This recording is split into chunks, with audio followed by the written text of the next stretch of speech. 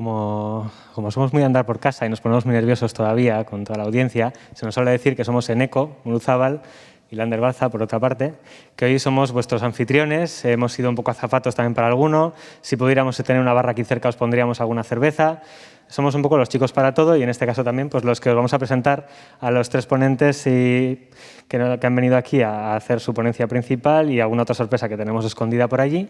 Pero antes queríamos empezar contándonos algo nosotros, porque como decíamos, este año ha sido un poco especial. Con esto del confinamiento nos hemos tenido que poner las pilas con la digitalización. Igual que el comercio local o cualquier otra empresa, pues aquí los que montamos Araos también nos hemos tenido que poner al día. Y este año hemos hecho muchas primeras veces, ¿no? Y una primera fue en Instagram, un directo, que nosotros sin ser influencers ni nada, porque tenemos las redes sociales de aquella manera, nos dedicamos a liar a otros fenómenos como Alex y Jota, Alex de Sirope, que es el del señor del bigote que está ahí abajo, que lo veréis por aquí por la sala, y Jota de Hopper Inc., que bueno, lo que tuvo como curioso este momento que hicimos de encuentro digital fue que teníamos al responsable de la imagen del Begiandi de los últimos 2 años y al que cogía el testigo, en este caso el estudio Sirope, ¿vale? Con lo cual teníamos ese pequeño aliciente para tenerles conversando. Luego pues nos decidimos probar con YouTube, a ver qué pasaba haciendo un evento directamente en YouTube y en este caso pues liamos a Javier Vidorreta y a Alex Filetro que tenían además 2 proyectos que se desarrollaron durante los momentos más duros de la pandemia, durante el confinamiento, ¿no? y compartieron con nosotros pues, bueno, qué fue estar trabajando bajo esas circunstancias y con esa motivación extra, ¿no? Bueno, que sí, imagino que como sois superfans, porque antes habéis hecho alguno así con la cabeza, ¿no? ¿Alguno ha visto estos directos? ¿Alguno estuvo atento durante el año? ¿Sí? Ah, bueno, veo manos por ahí. Y en casa seguro que también. Bueno, pues entonces sabréis que después de aquel YouTube decidimos volver a Instagram porque aquí Silvia Ceñal y Lasmina Zabal dijeron que era mucho más guay para poder enseñar ciertas cosas de una manera más informal, en la que ellas ese día, un poco atropellado de aquella manera, fuimos viendo con los móviles los estudios de las dos, cómo nos enseñaban sus trabajos y cómo nos hacían también tener un puntito de igual de vergüenza de nuestra propia casa porque veíamos nuestros muebles con lo que habíamos estado conviviendo todo ese tiempo en casa, ese sofá que ya le salía el agujerillo por un costado y veíamos lo que hacen ellas y claro, nos quedábamos flipados. Entonces fue un momento muy bonito porque fue ya con la tranquilidad de haber hecho un primer directo previo con el de YouTube en el que ya nos veíamos confiados, pero nos empezaba a faltar otra vez lo que es esto, ¿no? La presencialidad, volver a teneros aquí delante, el momento festivo de encuentro. Entonces nos liamos la manta a la cabeza y dijimos, venga, va, tenemos que volver a lo grande. Y entonces vamos a volver a Donosti, donde empezó todo, donde Begiandi tomó forma, donde arrancó y donde realmente tenemos a un público que ha estado aquí casi siguiéndonos desde el primer día, ¿verdad? Sí, porque bueno, Begiandi, como os he dicho antes, pues empezó hace 5 años y bueno, desde el principio tuvimos claro que queríamos un espacio pues abierto, distendido, relajado, en el que poder tomarse una cerveza. Siempre no es que queramos animarnos a beber, sino que nos parece que simboliza un poco el nivel de relajación y de espontaneidad que buscábamos, ¿no? Y bueno, y que sea un lugar en el que gente interesada en el diseño, en la creatividad, que esté empezando o gente pues consolidada pues tenga un sitio donde conocerse y donde ver cosas nuevas, ¿no? Y eso es siempre lo que nos ha guiado. Entonces, bueno, lo dicho, ¿no? Toda la gente que habéis venido, que habéis participado en Begiandis de todas las ciudades, pues muchas gracias, ¿no? Y bueno, nos apetecía hoy, que es el 5º aniversario, pues hacer un pequeño homenaje pues al grupo de gente que empezó, ¿no? Y que, bueno, este es el cartel del primer Begiandi, ¿no? Que fue en la sede Keller de la calle Ramón María Lili. ¿Estuvisteis alguno en alguno de los de Keller o en este? Sí, aquí hay mucha gente que estuvo, sí. Joder, qué guay. Y nada, y para eso, pues qué mejor que, ya que están aquí 2 de las personas que iniciaron este viaje, pues les vamos a pedir que vengan, que son Íñigo Echeverría y Xavier Jordés. Y un aplauso para ellos. Y les damos un aplauso que da mucho gusto también. Ponte aquí en medio. Entonces, bueno, brevemente, primero te quería preguntar a ti, Xavier, bueno, ¿cómo fueron los inicios? ¿Cómo empezó Begiandi y dónde empezó? Vale.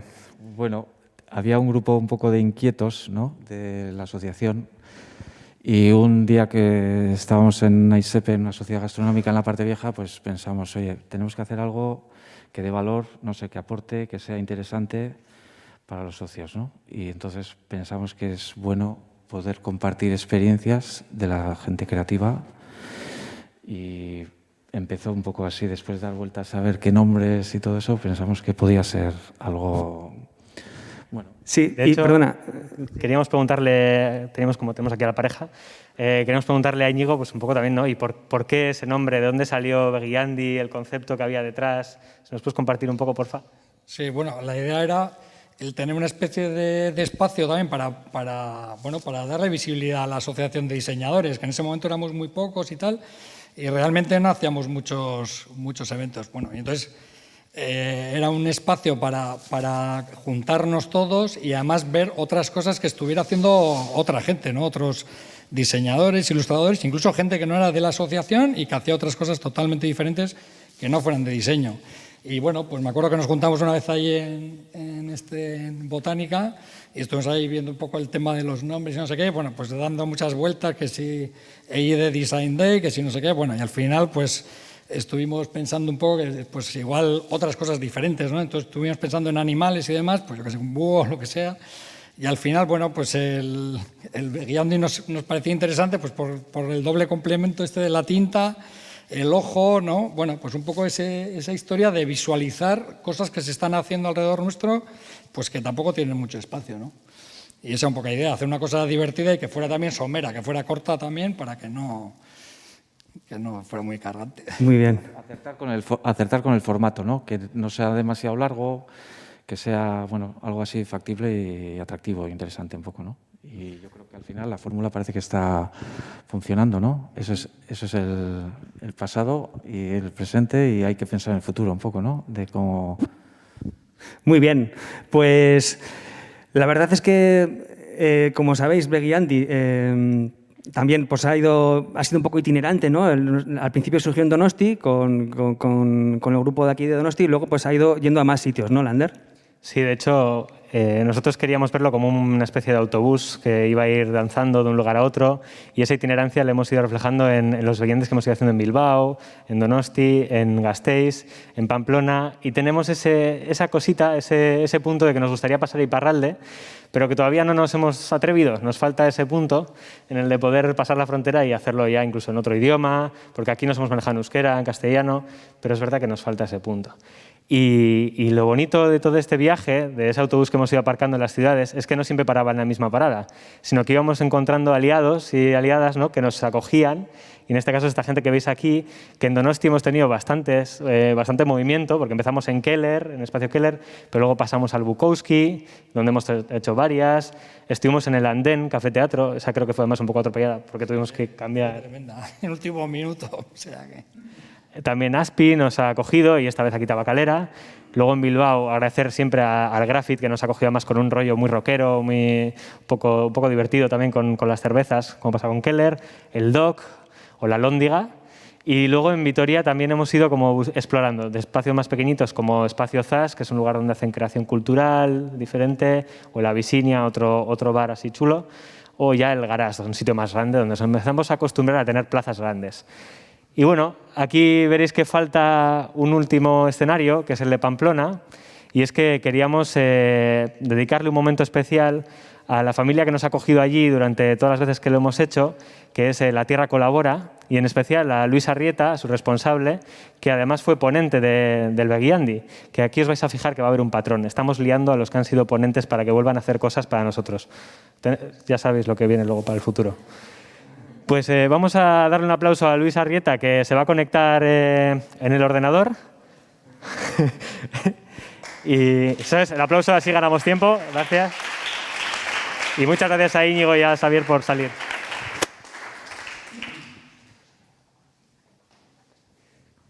Y Luis tened en cuenta que viene desde Iruña, entonces le cuesta conectarse. Ahí está. Soy Luis Arrieta, ingeniero, emprendedor y gestor del espacio colaborativo La Tierra Colabora en Iruña. Y llevamos colaborando con Beguiandi unos cuantos años, y empezamos porque nos atraía la idea de intercambiar experiencias emprendedoras y experiencias creativas y de diseño.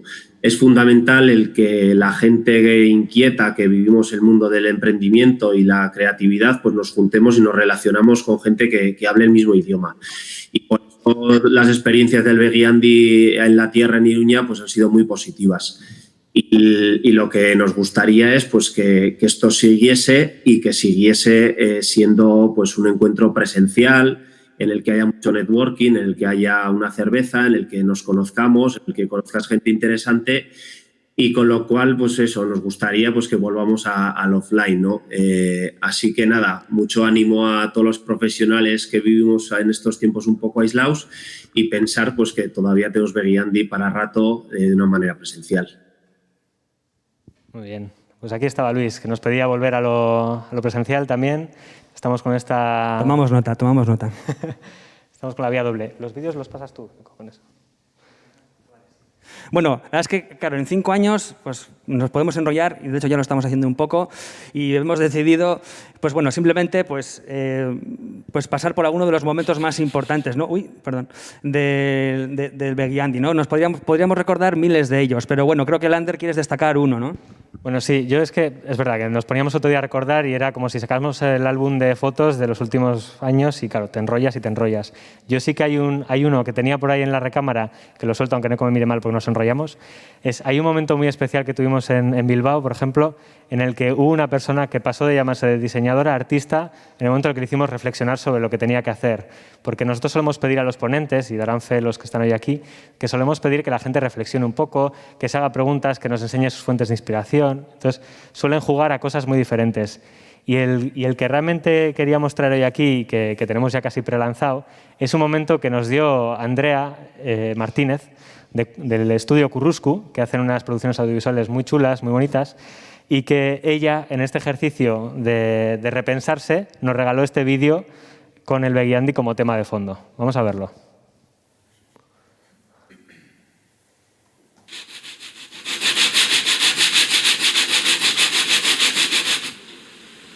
Begiandi. Los Begiandi o gibiones en su tinta son mi plato favorito. Mi madre los prepara con la receta de mi amuma Pili. Es esta señora de aquí. Le gustaba mucho bañarse en el puerto. Y ella solo los cocinaba con los Begiandi que pescaba mi aitite en el anchove.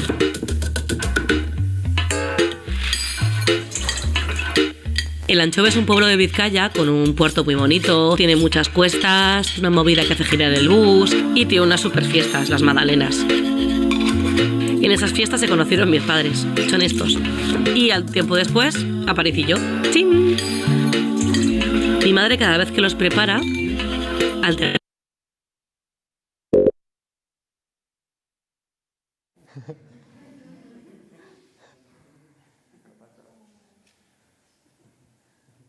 Estaba siendo bonito, ¿verdad?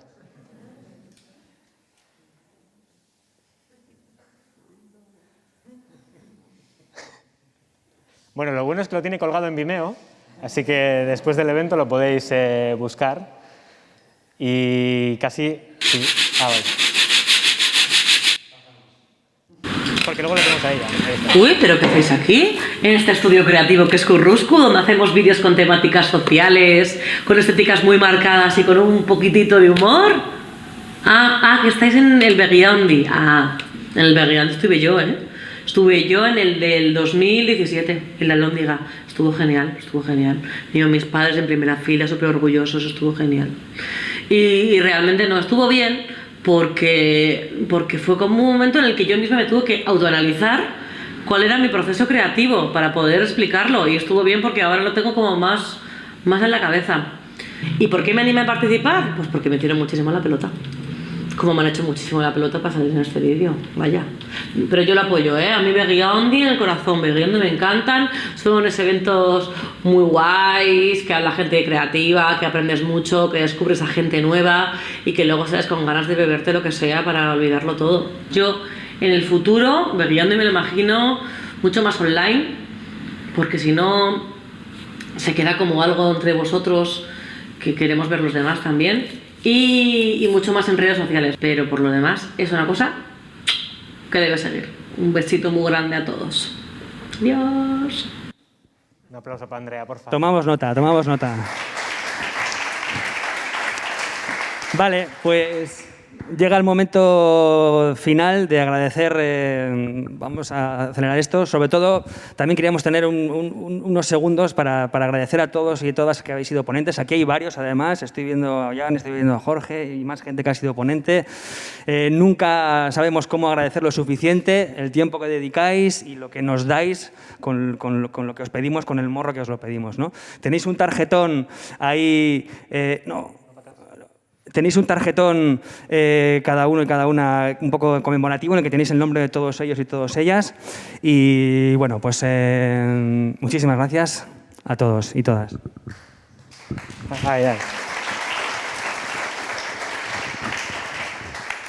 Y bueno, por cerrar esta parte nuestra, porque si nos dejáis, pues nos quedamos aquí toda la tarde y solo nos escucháis a nosotros, os queríamos enseñar una pequeña pieza que nos ha preparado Alex también desde Sirope para celebrar estos 5 años de una manera visual, más rápida, sobre todo más rápida que nosotros, y que esperamos que perdure y que nos sirva para futuros años. Entonces, una vez pasen aquí los ponentes. Dentro. Correrá, ahí está.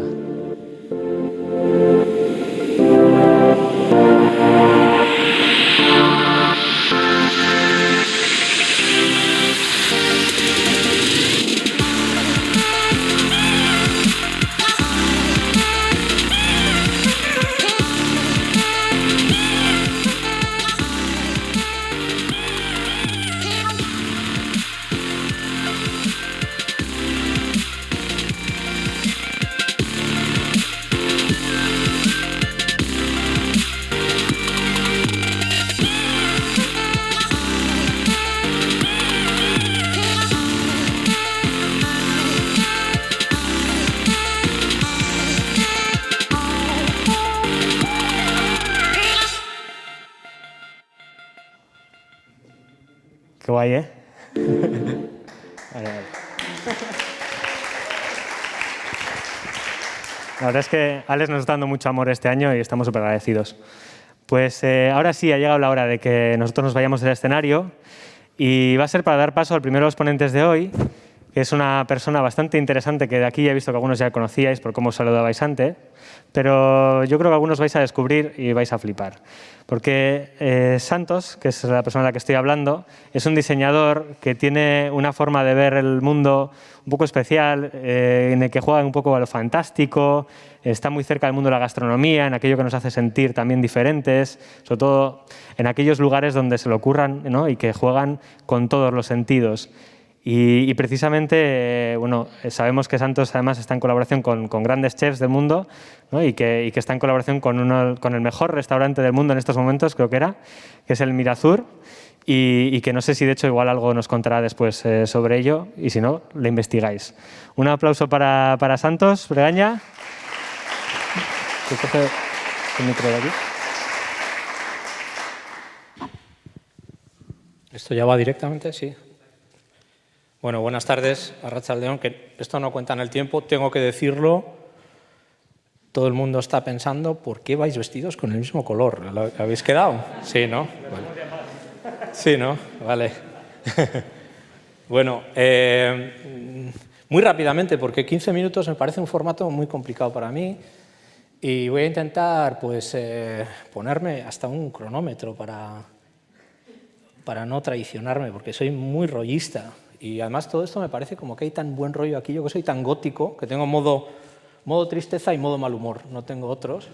No sé si habéis hecho bien en invitarme. Entonces, bueno, esto es lo que he dibujado y lo he traído simplemente para que veáis. Digo, voy a preparar la charla, ¿no? Y entonces, bueno, pues esto es lo que he preparado esta tarde para contaros cosas que estoy haciendo ahora.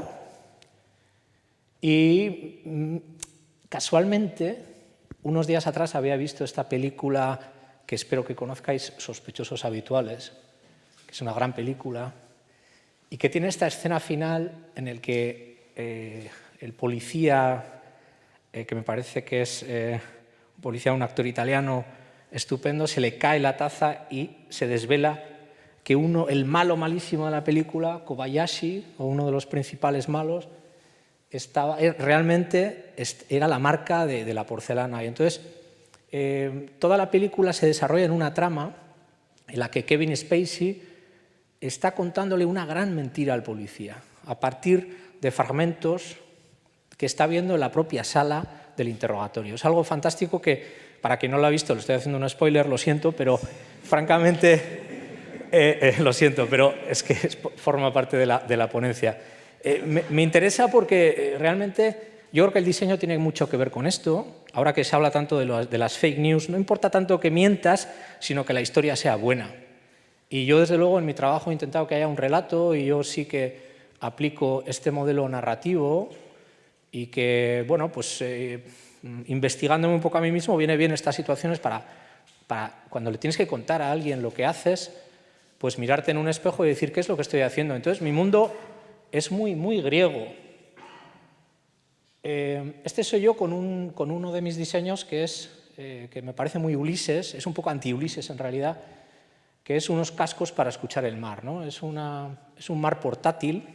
Ya sabéis que Ulises realmente sus hombres le atan en un poste para poder escuchar a las sirenas y no sucumbir a sus cantos. Y bueno, yo hago un poco lo contrario. Es un aparato del que estoy muy orgulloso y que lo uso mucho. En este momento me parece fundamental, que todo el mundo tendría que tener uno, pero no consigo venderlos.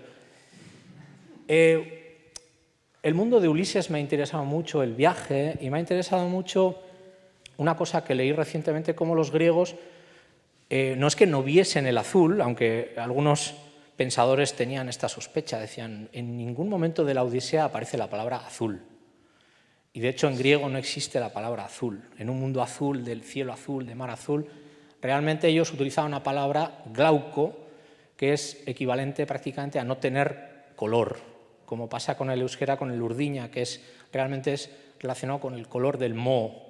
El color azul es una cosa, llamémosle moderna, que viene de los bárbaros o viene de los árabes. De hecho, la palabra azul es una palabra árabe.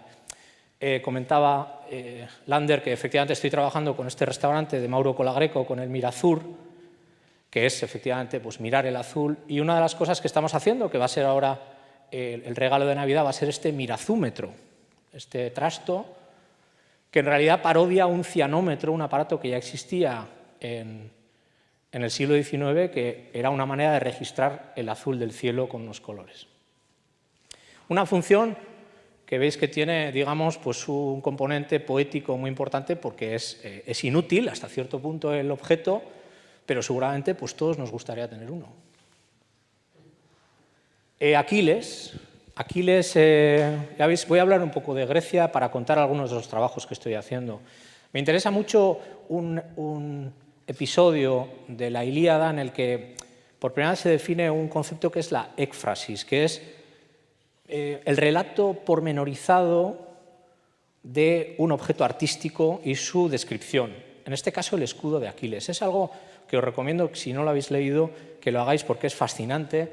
Y muchos artistas han intentado representar todo aquello que Homero cuenta que tiene contenido el escudo de Aquiles. Es un escudo que le está fabricando Hefesto para derrotar a Héctor y entonces pues, se supone que es la armadura más bella del mundo. Pero, bueno, este es, por ejemplo, uno de los escudos de oro que hizo John Flaxman y que creo que hay 4 en el mundo, con todo lo que describe Homero en torno a este objeto. Me gustó mucho esta imagen, que quizás no se vea muy bien en la representación, que es un escudo de Aquiles. En este momento está Tetis, la madre de Aquiles, recibiendo el escudo de Hefesto, y yo quiero entender que en realidad se está viendo reflejada. El escudo es un espejo. Me parece una reflexión muy interesante que hace el artista que pinta esto en Pompeya. En realidad está diciendo, es que todo lo que Homero describe en el escudo de Aquiles en realidad es el reflejo de lo que está sucediendo alrededor. Me parece que tiene mucho que ver con el diseño y con otros espejos que saldrán en el relato, y además lo inquietante que supone si estás peleando con alguien y que te ofrece un espejo y que te da la sensación de que estás peleando contra ti mismo. Uno de los últimos trabajos que estamos haciendo es un mobiliario, lo estamos fabricando en Eibar. Le hemos puesto este nombre Númena en relación con este pensamiento en el que un objeto útil, como el escudo de Aquiles, puede estar plagado, puede estar preñado de muchas cosas, de pequeños dioses, de los númenes. Puede tener una piel que es una cartografía, en este caso es un zorrito joyero. Estos son las cartelas de los ángulos interiores de este artefacto, que tiene una tecnología bastante sofisticada para poderlo fabricar. Es una chapa de bronce plegada. Digamos, para que entendáis, lo que hemos intentado hacer es un objeto con una gran carga poética, pero que implica un desarrollo tecnológico muy importante. Básicamente consiste en cortar una chapa de bronce fina sin llegar a cortarla del todo, con una fresadora de control numérico muy precisa que deja unas décimas de milímetro que nos permite plegarlo como si fuese un objeto de origami o papiroflexia. Aquí está el zorrito, lo paso un poco rápido, y su hermano mayor, que nació antes, este ciervo, que aquí está fotografiado en el Palacio de Miramar, que es una consola. No sé si estoy tapando mis propias imágenes, perdona. Que nace pues, de estos dibujos y que he traído simplemente a modo muy rápido para que veáis lo que implica de desarrollo técnico y tecnológico para llegar a hacer un objeto que luego tiene un gran componente de artesanía. Yo creo que esto es muy interesante desde el punto de vista del diseño, este matrimonio entre alta tecnología y diseño que creo que da un resultado fantástico. Aquí veis toda la programación en Grasshopper para permitir que esos ángulos luego sean exactos y es un montaje como de joyería. Detalles, tiene tatuada en esa piel, también con una fresadora de control numérico, todo el cielo. Bueno, y aquí está este trabajo Númena. Otra cosa, otro relato que tiene que ver con el mundo del diseño y que para mí forma parte también del mundo griego como de interés, que es el mundo de Teseo, de los laberintos. Seguramente todos conocéis el relato, pero siempre me parece como un punto de partida muy interesante cuando nos planteamos qué es el diseño, qué es el arte. El ejemplo paradójico que es muy conocido del barco de Teseo. Se supone que Teseo, cuando vuelve a Atenas, su barco se conserva durante siglos, se va deteriorando y se van sustituyendo las piezas de ese barco hasta que llega un momento que no queda ninguna pieza original, ¿no? Y entonces los griegos pensadores se plantean si realmente ese barco sigue siendo el barco de Teseo o no, una vez que ya no conserva ninguna pieza original. Es simplemente una pregunta que lanzo más que ninguna respuesta. Yo creo que el diseño efectivamente es un ejercicio intelectual que no implica, seguramente un oriental tendría bien claro que sí es el barco de Teseo, pero quizás los occidentales estamos más unidos a lo material y nos planteamos si efectivamente, si no hay ningún recurso ya físico, queda algo verdaderamente de ese barco. El laberinto y precisamente la creación del laberinto del arquitecto Ícaro me parece un punto de partida muy interesante. He traído este ejemplo, que es una colección que estoy haciendo en este momento en Bernardó, una empresa de porcelana clásica del siglo XIX, en Limoges, que tiene algo de laberinto. Le he llamado C'est la vie porque C'est la vie, seguramente conoceréis, es un ejercicio interesante que hizo Marcel Duchamp en relación con unos experimentos de cine en el que círculos excéntricos giraban y él se puso un seudónimo, Agos C'est la vie, ¿no? Que era una especie como de anagrama de su propio nombre. Y bueno, es un homenaje. Esto también pues es realmente es un diseño que ya tiene unos años, pero que como muchas veces sucede con estas cosas, pues tarda años en ver la luz. Y es ahora cuando se está fabricando por fin en Limoges. Me planteo muchas veces si el diseñador hace laberintos o sale de ellos. Yo no lo tengo claro. Muchas veces tengo la sensación de que el artista formula preguntas y en ese sentido es muy fácil acertar porque una pregunta no yerra nunca y a los diseñadores nos toca dar respuestas. Entonces, siempre te equivocas con la respuesta porque, sea cual sea la respuesta, siempre va a ser mala o va a ser mejorable. Aquí están estos círculos excéntricos que para el chef resulta muy útil porque esos planos son también planos inclinados en diferentes direcciones que le permite pues composiciones, digamos que las salsas vayan en un sentido o en otro. O sea, digamos que doy por hecho que un diseñador cumple las condiciones básicas de Vitruvio, pero que tenemos la obligación, por lo menos los que somos navarros, de tener un componente poético, porque necesitamos, más allá de lo útil, algo que nos haga soñar.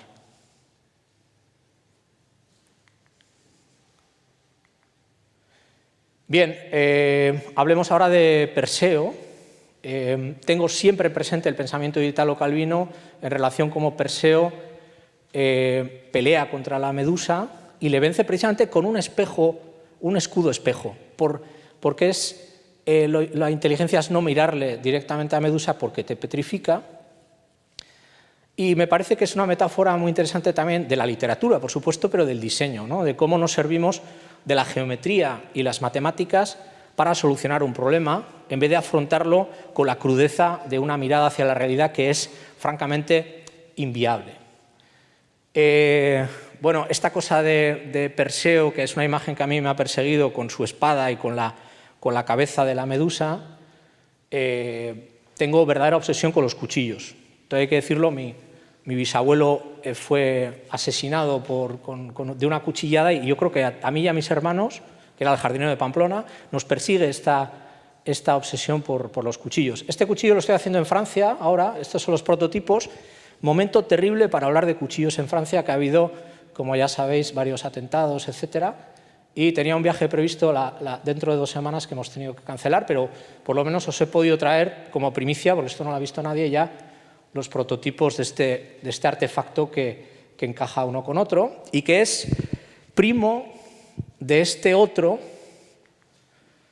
que quizás es más sofisticado, pero que técnicamente es mucho más difícil de solucionar, que es un cuchillo tenedor que nace en un cilindro con un solo corte.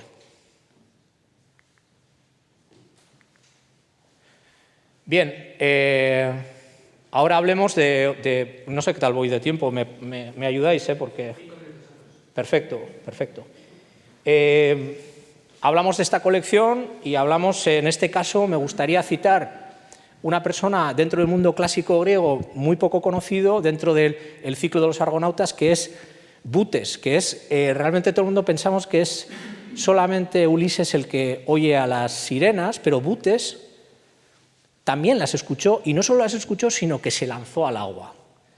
Quizás es mucho más conocido los ciclos homéricos, y siempre me ha parecido fascinante este Butes, porque yo creo que el diseño también tiene que ver con esto como de un salto de fe, ¿no? Esto de lanzarse al agua y ahogarte, que luego efectivamente pues, hay una diosa siempre que te salva, en este caso Afrodita, y esto es una colección que estoy haciendo también para Mirazur, muy interesante por el productor, que es Manufacturas de Mónaco, que tiene un taller en Túnez y hace porcelana de torno, digamos, sin moldes. Ya veis que, por ejemplo, ahí está representado el perfil del cocinero de Mauro, con el que hemos hecho, bueno, estos son otras piezas dibujadas, con el que hemos hecho estos jarroncitos, digamos, pues dándole un poco ese gusto a la vanidad, a esa pequeña vanidad que tienen todos los chefs, ¿no? O mucha en algunos casos. No es precisamente Mauro muy vanidoso, pero otros sí. Es un sitio muy interesante que está en la Muga, en la frontera entre Italia y Francia. Y entonces los platos tienen esto de no tener frontera. Es un plato hinchado con un globo. Son una serie de platos que funcionan como, digamos, sin límites. A mí me había interesado mucho las fronteras. Soy muy defensor de la frontera, muy defensor, de que todo sea una gran frontera. Me parecía maravilloso que decir, no, todo es una frontera donde esta situación que vivimos ahora, por ejemplo, sería imposible porque es como Tijuana, es decir, no hay leyes. Es decir, me parece un punto de vista muy, muy interesante digamos, extender la frontera al máximo. Bueno, ellos lo ven más bien como la desaparición de la frontera, pero que tiene que ser finalmente algo parecido. Y estas son estas piezas que también están, un dibujo para que veáis un poco mi proceso de trabajo, que yo trabajo siempre con estos cuadernitos. Atenea, estamos haciendo un restaurante en este momento en La Rioja, en Haro, un restaurante que le hemos puesto de nombre Nublo, y yo creo que atendiendo a todos estos iconos, dioses y héroes griegos, pues no podía faltar Atenea, ¿no? Yo creo que todos tenemos que tener esta diosa protectora, y esto es una lámpara que estamos haciendo. Aquí veo un poco el dibujo. En primer lugar la hicimos de esta manera, una especie de cortando la diosa como a la juliana, como hacen los chefs, y finalmente hemos hecho esta pieza, que os voy a enseñar el prototipo, va a ser una pieza muy grande en un patio de un palacio de Haro. Esta es la sábana santa de Atenea, es como si cortásemos a esa diosa con una espiral. Y aquí está mi estudio, que lo siento por las fotos porque son de móvil y las he hecho esta tarde y no tienen mucha calidad, pero os aseguro que la presencia de la diosa es, dependiendo de la luz, a veces es muy visible, otras veces se esconde, como hacen siempre las diosas, ¿no? Y por terminar, por intentar cumplir con el tiempo y dejarle el máximo de tiempo a mis compañeros, también una cosa de esta tarde, ya veis que todo es como muy urgente. Yo voy a 1000, tengo un estudio muy pequeño, en este momento trabajo solo y tengo un fulgor de muchos trabajos. Esto es un trabajo que hemos hecho para Baum Arquitectura y para el Ayuntamiento de Rentería, que es un trabajo gráfico, pero que tiene un componente curioso. Este edificio que se va a inaugurar dentro de poco, Lecuona, que era la antigua panificadora y es un centro cultural en este momento, pues bueno, le hicimos ese logotipo muy sencillo en el que se marca ese marcador geográfico en relación con el significado del nombre Lecuona, pero lo que le hemos dado es un componente que bueno, se puede ver como cómico, pero tiene sentido porque es un edificio mutante. Nadie sabe muy bien para qué sirve ese edificio, va a ir cambiando de usos pues dependiendo de las circunstancias, y el propio ayuntamiento no es capaz de, digamos, de saber muy bien qué sucede y qué va a suceder. Entonces les convencimos de que sería interesante que todos los días a las 6 de la tarde el edificio cambie de nombre y se llame, pues por ejemplo, esto, ¿no? Bueno, aquí lo veis ya en funcionamiento, Lecuona, y bueno, pues el acontecimiento que tendrá, que seguramente, pues siendo Guipúzcoa, que hay un poco sentido del humor en Guipúzcoa, hay que decirlo, los navarros somos más divertidos, pues reconocerlo. Entonces esto pues seguramente será polémico, porque aquí se hace polémica con las cosas más absurdas, ¿no? Pero bueno, ya veis, esto yo creo que a los niños les va a encantar y es el mejor cliente. Siempre la mirada del niño que todos también conservamos dentro es lo que a mí me da la seguridad de que el trabajo se está haciendo bien. Siempre que viene un niño al estudio sale encantado y le dice a su madre: Santos hace magia, y yo me quedo feliz de que efectivamente pues algo hacemos. Pues nada más por mi parte, y gracias por este rato.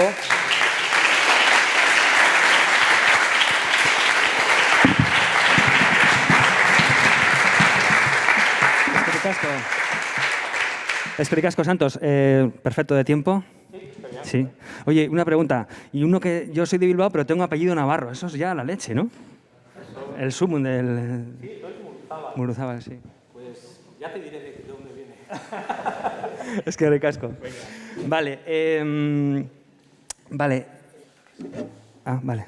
Desinfección del pasador de diapositivas. Vale, pues sin más dilación, yo voy a presentar a Eva Villar. Eva, bueno, es diseñadora, tiene un estudio de diseño aquí en Donosti y aparte de lo que hace con marcas y con empresas, también tiene una faceta personal en el mundo del diseño y creo que hoy nos va a hablar de ello. Así que, sin más dilación, un aplauso para Eva.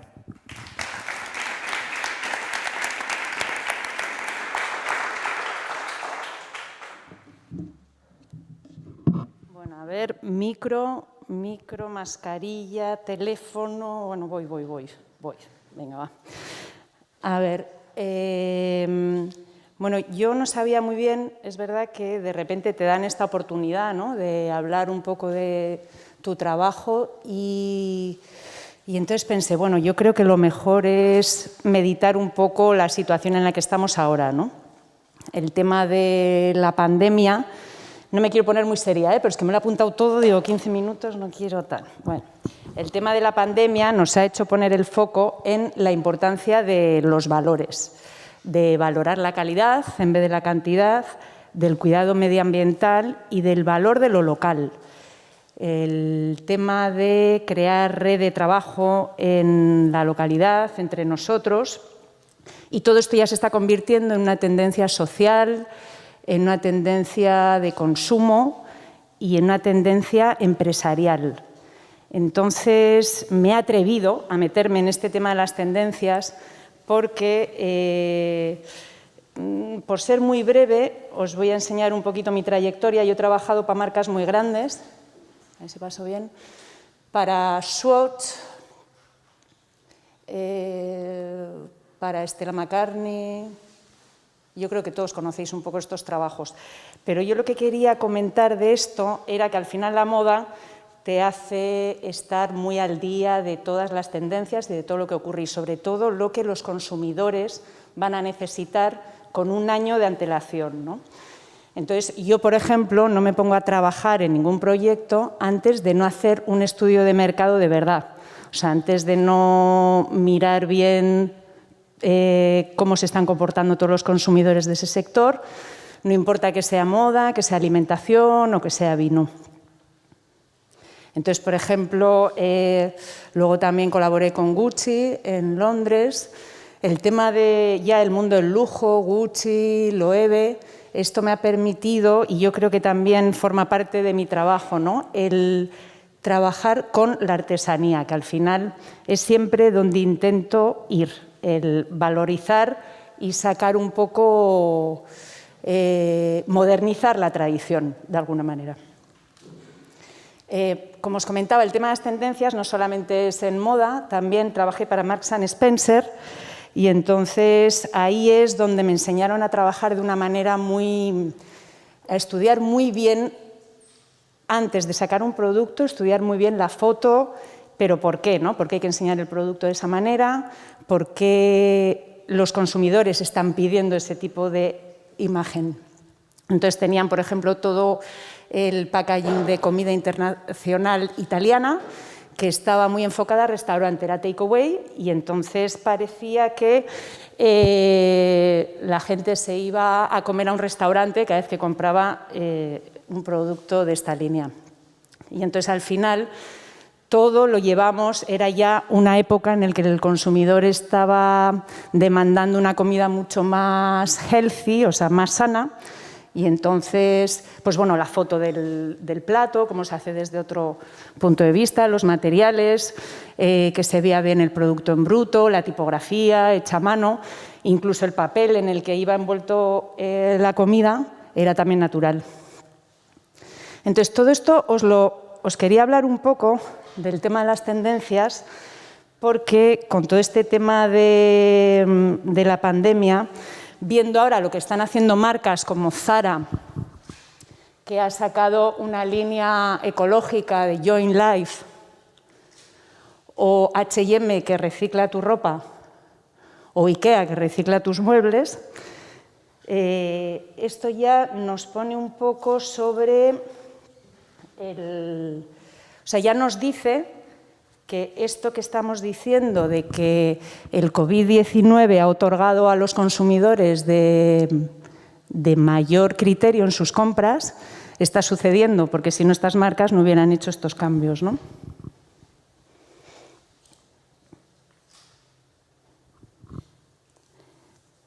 Entonces, claro, ¿qué ocurre? Que esta conciencia antes no la veíamos en los consumidores. Entonces, viendo todos estos cambios, incluso a nivel empresarial, el otro día salía en El País que ya se está hablando de que la voluntad para consolidar a largo plazo estos valores dependerá de la reputación de las empresas en un futuro. O sea que no es una utopía. Entonces yo desde el 2014 estaba viendo un poco todo lo que estaba sucediendo en el centro de la ciudad, que estaban cerrando todas las tiendas, Y yo estaba muy preocupada por el tema de que la calidad se estaba desvirtuando y que ya como que los clientes había que convencerles, ¿no?, de hacer las cosas bien, de tomarse su tiempo. Pero claro, siempre el consumidor era el que podía ir, ¿no? Y viendo que todas estas tiendas, todos estos espacios insustituibles estaban desapareciendo, es cuando me decido a salir yo a la calle con otros artistas y organizamos Exposición por CESE. Sobre todo, más que nada, por el tema de eso, de ver la poca conciencia en los consumidores. Entonces salimos a la calle para abrir este espacio de reflexión en el centro de las ciudades, o sea, en los centros más comerciales y más visitados. Intervenimos en Casa Susperregui. Yo llevaba desde el 2014 buscando un espacio, pero claro, iba a las tiendas, lo comentaba y no acababan de entenderlo, ¿no? Y en el 2018, 4 años después, Susperregui me dio la oportunidad porque eran amigos de un familiar mío, de mi hermana, y dijimos, venga, vale, pues vamos. Entonces trajimos un artista, Fotorramblas, que es todo fotografía analógica, que dedica muchísimo tiempo en el laboratorio y en las propias imágenes se podía ver que eran una joya, ¿no? Y a la vez las modelos intervenían en los escaparates. Había mucha gente invitada a este evento, pero también al ser al lado de la FNAC y al lado de Superamara, claro, las señoras con las bolsas de Superamara de repente veían esto y preguntaban. O sea, estuvo muy bien porque muchos ciudadanos que no están familiarizados con el tema de... Para el vídeo, ¿lo pongo yo?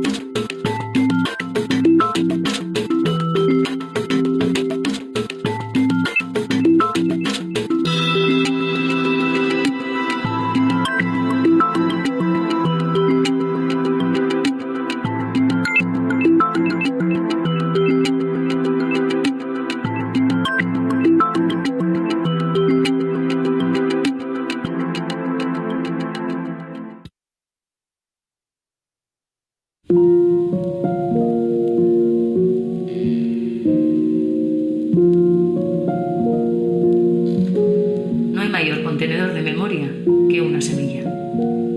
Entrar a una tienda como Semillas Elósegui también implica parar, pensar en dónde estoy poniendo mi dinero.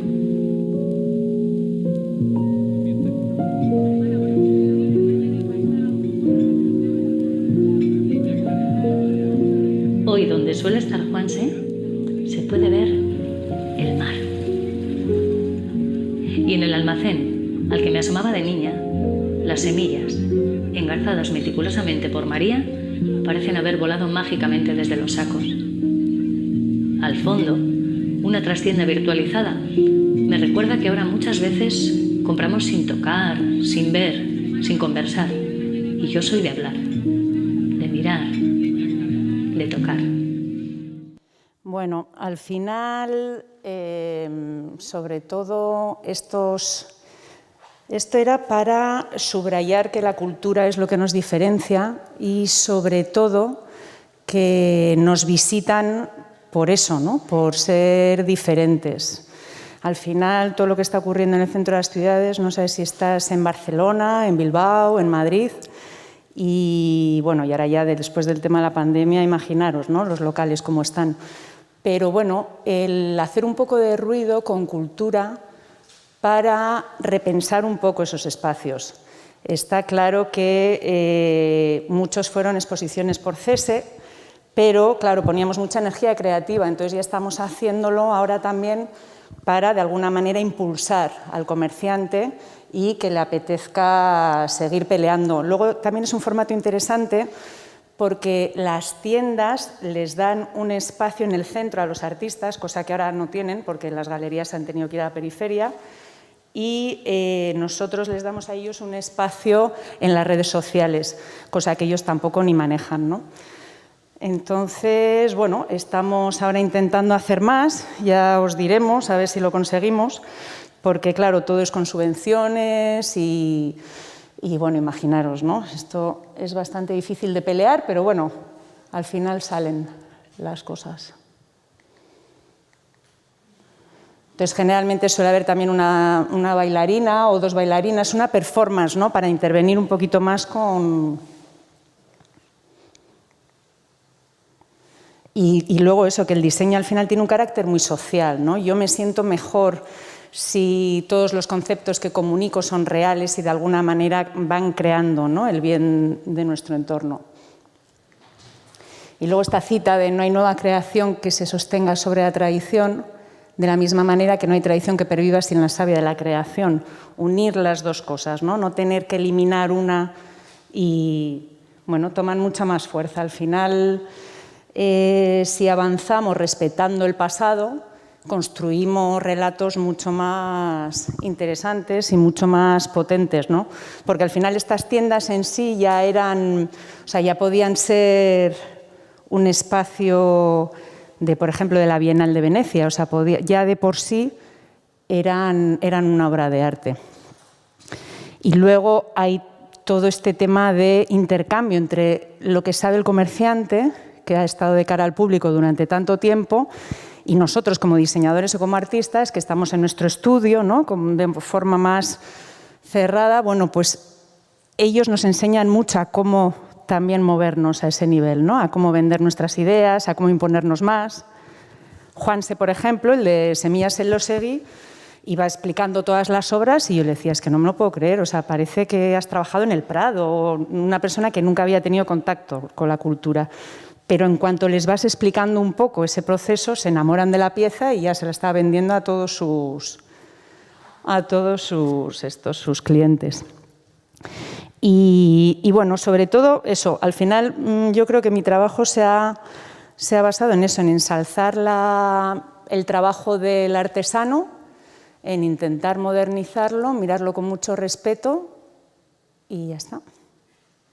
Y creo que he sido más corta, ¿no?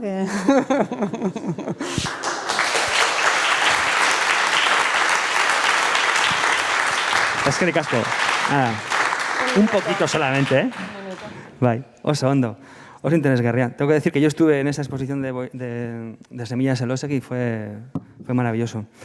Vale, eta, bueno, amaitzeko, Borja Garmendia dugu, Pensando en Blanco estudiotik, Onjarbitik etorri da, gure baimenarekin, gure salbokonduktorekin, osea que txalo bero bat beraientzat, eta, bueno,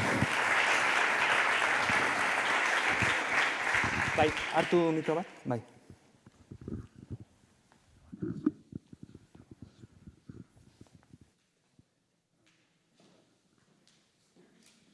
Kaixo.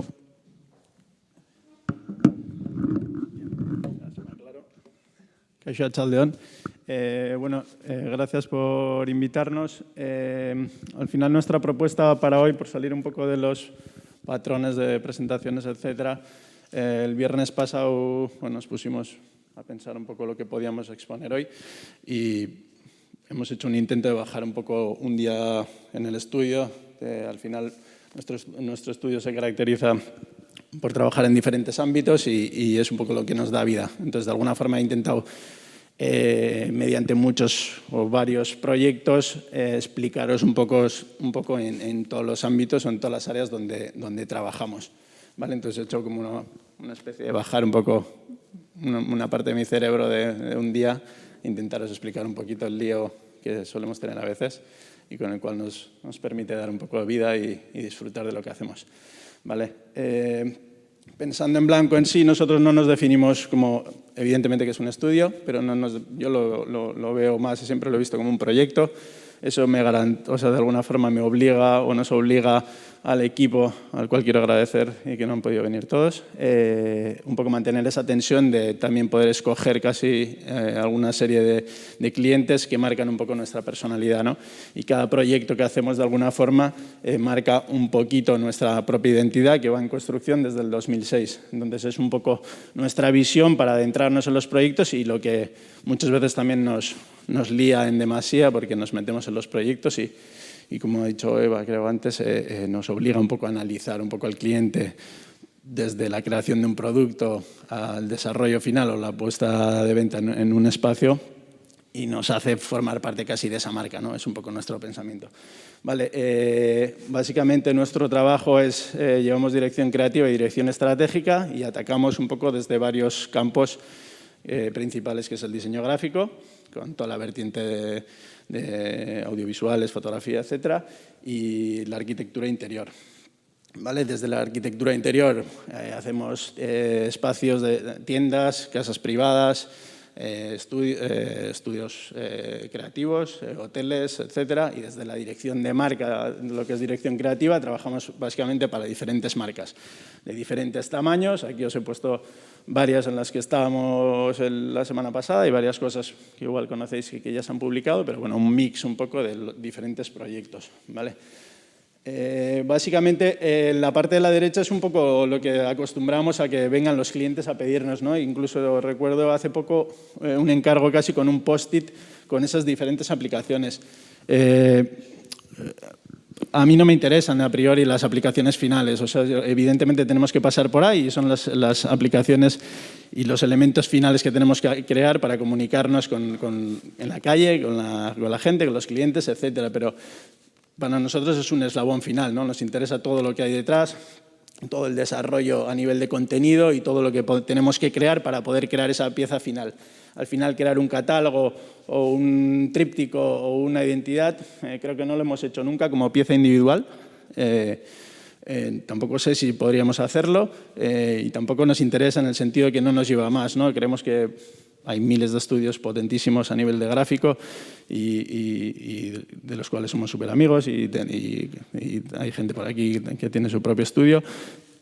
Pero nos interesa un poco profundizar de alguna forma en todo el desarrollo de los proyectos, en todo el contenido, en toda la narrativa que hay detrás para poder crear esas piezas finales, bien sea un catálogo, un brand book, una pieza audiovisual, un vídeo, un objeto o lo que sea, ¿vale? O un escaparate o de una tienda. Entonces, básicamente, nuestra forma de trabajar, cuando nos vienen casi con ese post-it pequeñito, ¿no? Necesito un catálogo, necesito una imagen y tal. Este es todo el lío que yo tengo detrás y que tengo que convencer que me paguen, lógicamente, o que nos den la posibilidad económicamente para poder afrontarlo, para poder hacer un trabajo con profundidad, con los profesionales, digamos, que me pueden dar esas garantías de poder desarrollarlo. Yo soy de profesión diseñador gráfico, eso es lo que estudié. Aurora, mi socia, es arquitecta, hace arquitectura interior, pero tenemos la suerte de poder colaborar con un montón de colaboradores de diferentes disciplinas para poder desarrollar nuestros proyectos. Esta pieza, por ejemplo, plasmaría un poco todo este caos que hay detrás, que realmente todo este caos que he puesto detrás podría pertenecer, y de hecho podría pertenecer a una marca, ¿no? Son todos los elementos que nosotros podemos construir en una marca, pero me parecía como aburrido hoy poder hablar de un proyecto en concreto y deciros, ¿no? Desde el punto inicial, desde la creación de marca al desarrollo del logotipo, a un brand book en este caso, me parecía más posiblemente interesante poderos poner diferentes proyectos. Esto es un brand book marca que creamos para la marca de mobiliario Ondarreta, que hay por aquí unas sillas, de que están en Oyarzun, que confiaron en nosotros y estamos en proceso de construcción un poco de marca desde el principio, desde el logo a piezas audiovisuales, herramientas de venta, etc. ¿Vale? Esto sería como Esto es una dirección de fotografía, una editorial que creamos para ellos en el primer confinamiento, lo lanzamos. Se llamaba Common Situations y, bueno, situaciones comunes que podíamos estar viviendo en ese primer confinamiento, para bien o para mal. Pues es una imagen que igual es familiar para algunos de nosotros o no, no lo sé, en según qué momentos o según el tiempo que estemos en casa, pero bueno, nos parecía divertido. La publi que está detrás se lanzó en El País Semanal y, bueno, hacía un poco hincapié de qué forma le podíamos dar vida a un mobiliario o, en este caso, una pieza, una silla, que a mí me pasa, ¿no? Aurora siempre en muchos proyectos en casa siempre está, joder, la silla del diseñador tal, no, joder, y al final acaba así. La tengo de entrada y súper cómoda, tal, no sé qué. Yo concretamente tengo una, que es por donde me viene un poco la inspiración de alguna forma de hacerlo. Y, joder, es una silla súper cómoda, no tengo tiempo, creo, o el espacio no está en el sitio adecuado, no la uso nunca, pero siempre está así hasta el tercer día, ¿no? Que te dicen, oye, recoge ya esto porque ya no está yendo a más. Entonces, esto es un proyecto, se ha puesto un catwalk, pasamos digamos, de la arquitectura interior, que es lo que hacemos.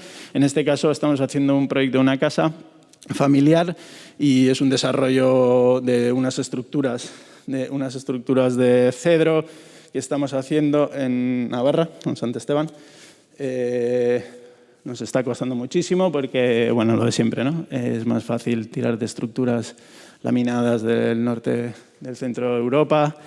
Están desapareciendo todas las herrerías, etc. Bueno, tenemos la suerte aquí arriba colaborar con nuestro arquitecto Lluís Auquer, que es uno de las personas que empuja todo lo que es bioarquitectura y tal a nivel nacional. Le traemos desde el Empordà esa mezcla también nuestra entre Cataluña, País Vasco, y hemos intentado traer un cachito de aquella zona e intentar plasmarla aquí en Euskadi. Estamos trabajando con vigas de más de 15 metros de cedro y, bueno, estamos en proceso con este proyecto. Esto es un vista point de alguna forma, o una sala de catas exterior que está en una bodega. Llevamos varias bodegas, la imagen de varias bodegas de vino, y este es en Ronda, en el sur. Y hicimos mediante la técnica de apisonado estos bancos de tapia con la propia tierra que había debajo de este árbol. Entonces, bueno, queríamos intervenir lo mínimo posible en el espacio y de qué forma podemos integrar una zona casi de descanso o de disfrute del vino, de acceso un poco recóndito y sin poder, bueno, teniendo ese hándicap o esa premisa de intervenir lo mínimo posible, bien en materiales como en las formas. Y esto es lo que salió. Vale, estos son unos créditos de vídeo. ¿Tiene audio? Estos son unos créditos de vídeo para Jim Denevan. Es un artista que hace land art. Ellos son de Santa Cruz, de California. Y bueno, hicimos toda la imagen, les llevamos toda la dirección de marca, dirección de imagen, y esto exactamente son los créditos de cierre de la película que presentó durante el confinamiento y que volverán a lanzar. Hay que quitar en pausa el audio desde la aplicación My. Bueno, era como súper sencillo, ¿no? Tienes que hacer el póster que está allí saliendo de imprenta, en serigrafía, súper guay y tal. Créditos de entrada y créditos de salida. Bueno, solo son 3.000 nombres de los 3.000 chefs con los que hemos colaborado y los 1.500 farms donde hemos hecho las acciones y tal. Joder, puta madre. En plan, yo de alguna forma, aquella imagen de las mesas, toda aquella forma de allí, pues de alguna forma me conectó. Al final son créditos normales. Si puedes poner, pues no sé si puedes poner el vídeo atrás. Un poco más para adelante. De alguna forma esta interacción un poco de las personas, cómo entran al espacio, cómo se sentaban en las mesas, cómo interactuaban, ¿no? Aquellas formas que al final eran casi como títulos de créditos convencionales, simplemente girados a 90 grados, y cómo creaba como esta mesa era mi intención al menos, ¿no? Crear diferentes mesas con las diferentes personas que intervenían en esas comidas. Entonces, bueno, también me solucionó un marrón increíble que era meter 3.000 nombres con mucha repetición de farms que habían colaborado, bueno, bastante algo aparentemente sencillo, pero bastante caos.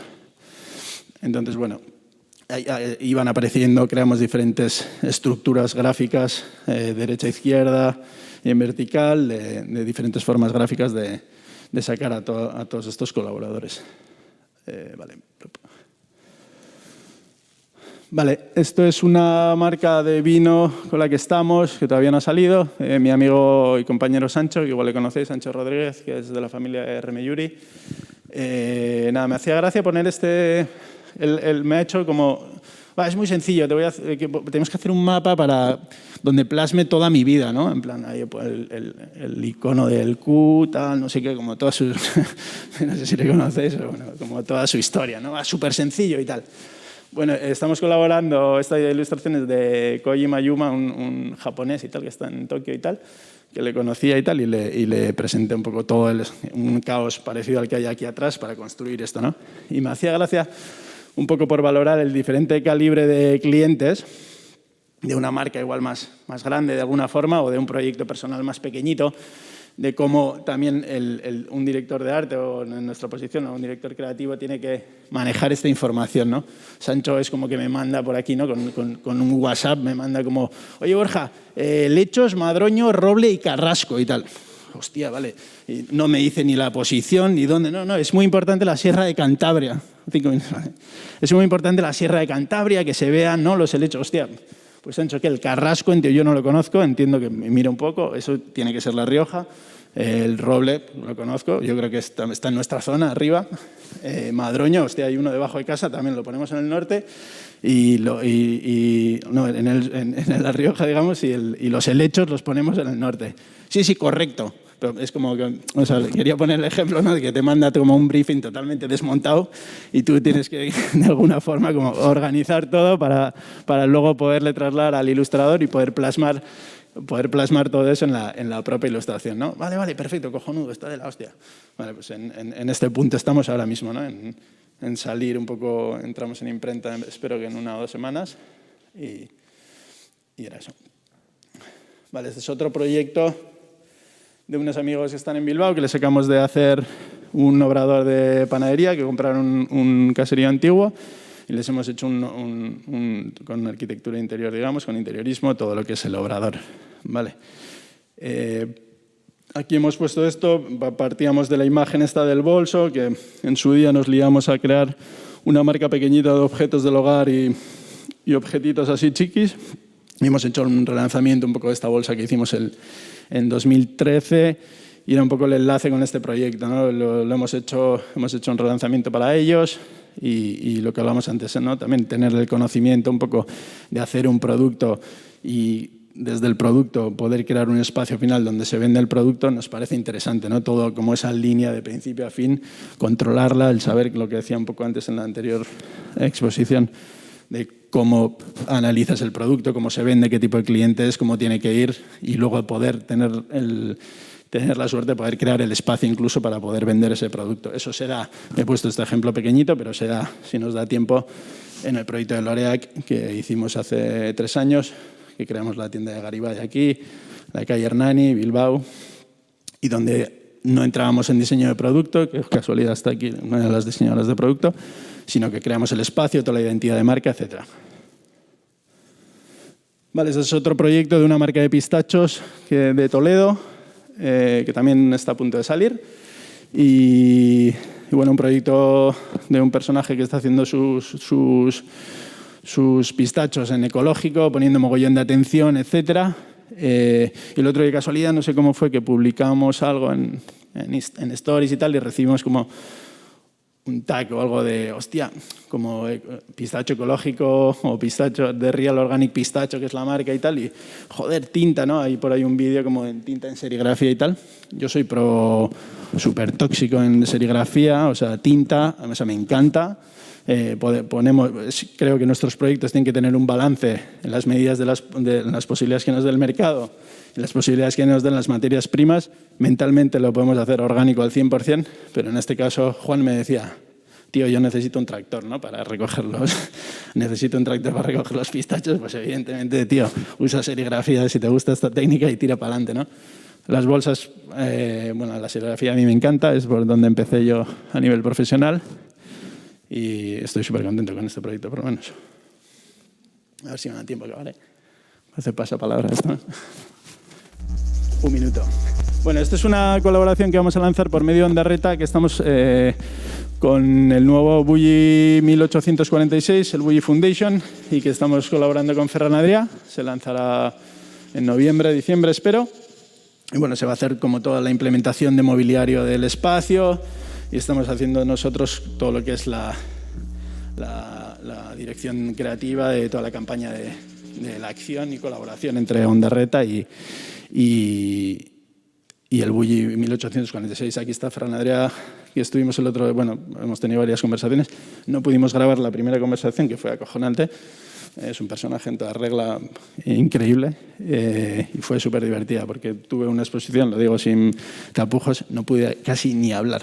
O sea, en la semana pasada pedí fracciones de minuto y medio para poder exponer porque te avasalla, te come y arrasa con todo lo que se ponga delante. Tiene una capacidad es un personaje súper auténtico, pero tiene la capacidad de ser, si hace falta interiorista, si hace falta gráficos y tal, y es muy divertido, la verdad. Y con eso estamos. Por último, pongo un proyecto, este es el proyecto de L'Oréal que llevamos en su día, que creamos las tiendas, la dirección de marca, bueno, un poco todo a nivel global. Y voy a llegar a tiempo, ¿eh? Y cierro con esta. Me encanta, la frase no es mía, pero me parece, no sé, me gusta cada vez que la leo, que comenta como que hay que repensar el cerdo por completo en lugar de preocuparse por el tono en los pintalabios. Creo que ese esquema que os he puesto al principio, donde salían el tríptico, el catálogo, el logo, etcétera, estaban como en ese cachito, ¿no? En el morro ese, ¿no? Que básicamente muchas veces es como imposible penetrar como en todos los trozos, en las entrañas del animal, ¿no?, de alguna forma.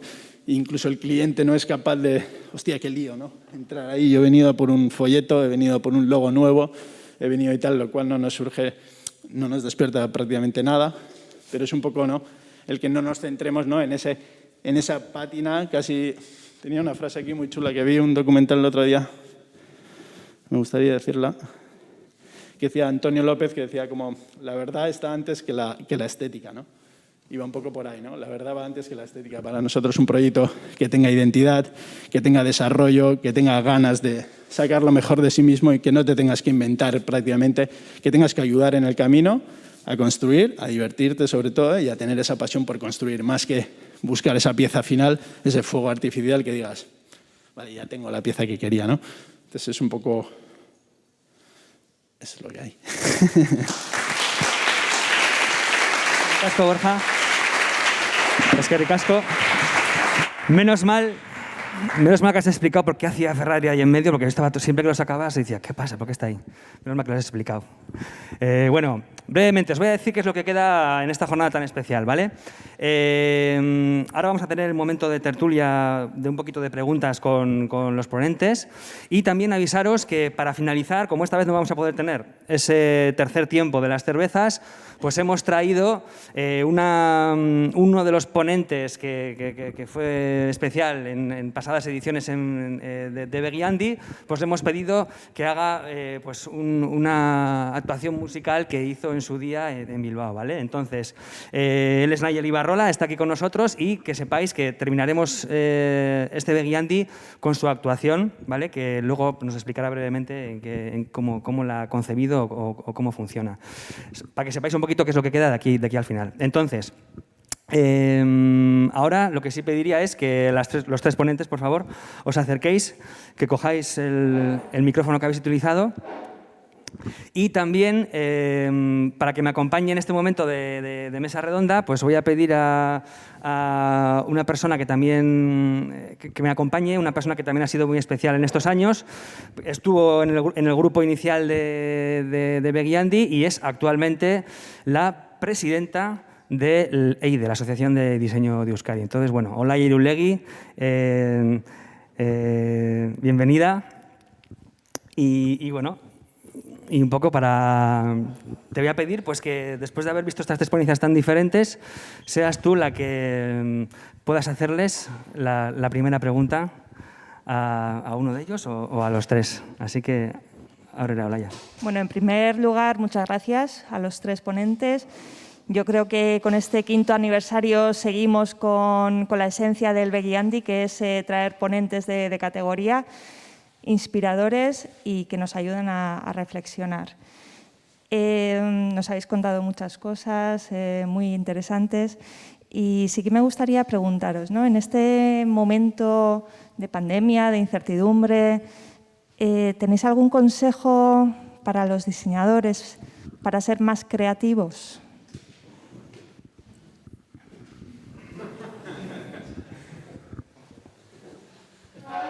Yo no sé si es consejo, yo creo que la pasión un poco, ¿no? O la tensión un poco ya es...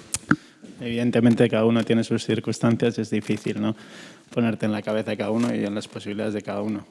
Pero a nivel creativo, de alguna forma, es no apagarte, ¿no? Seguir con fuerza, pasión por lo mínimo que puedas crear o por las posibilidades, porque se te han caído clientes, porque el mercado está fatal o según las circunstancias de cada uno siempre... Al menos agarrarnos a eso que siempre queremos, ¿no? Que cuando pueden bajar la dinámica de trabajo, cuando estamos liados en la anterior fase de vida normal, de quejarnos, ¿no? De estar muy liados y tal, pues bueno, si tienes la oportunidad de que ha bajado un poco, pues poder ponerte a lo que siempre has querido, ¿no? Que es tu tiempo, tu espacio, tus cosas, ¿no? Y sobre todo eso, pasión y tensión por lo que hacemos, que yo creo que en mi caso me encanta, por muy pequeño que sea, ¿no? No es ningún consejo, es una verdad. Bueno, yo soy de la opinión que la creatividad no se puede gestionar. Ahí soy muy radical. Yo creo que la dificultad afila el ingenio, que es un tópico, pero creo que sí se cumple. Y a partir de ahí, pues yo creo que no es posible aconsejar sobre algo que yo no considero especialmente una virtud, la creatividad. De hecho, dando clase, yo creo que yo daría algo por no serlo. O sea, entonces, últimamente se ve como una gran virtud la creatividad. Yo creo que es una enfermedad de la que el que se pueda librar, yo, por favor, que se libre, porque es que no te abandona nunca.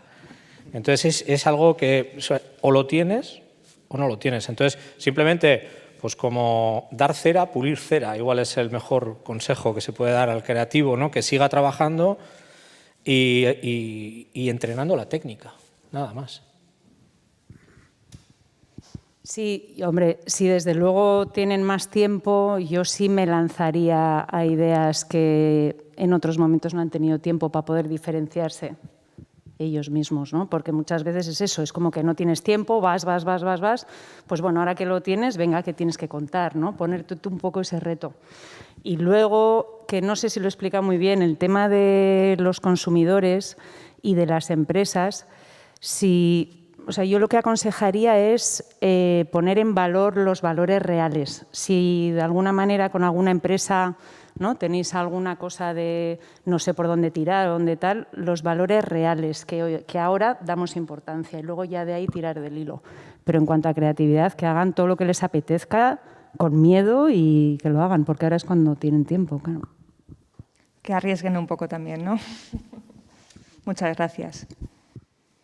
Bueno, pues con esto damos paso ya a un vídeo de Elena Odriozola, que fue además la primera ponente del Begiandi ya hace 5 años.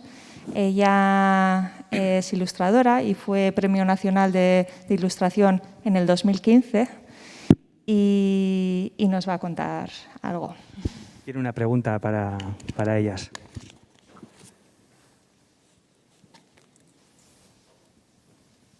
Hola a todos los que estáis ahí. Lo que pasa es que Neko me insistió un poco, porque estas cosas me suelo resistir de participar y así que me cuesta.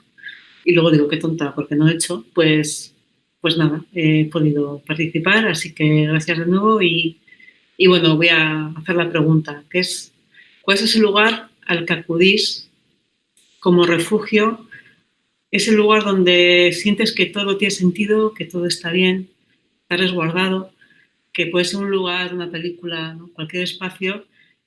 Y sobre todo, en este caso me interesaría en que tenga que ver con nuestra profesión, ¿no? En mi caso, y desde que era pequeña, los libros que más me han gustado son esos los que yo me metía dentro, ¿no? Y yo no más que me metía dentro, yo quería estar ahí, porque ahí todo estaba bien, protegido, ahí no pasaba nada, ¿no? No pasaba nada en el buen sentido, porque no pasaba nada.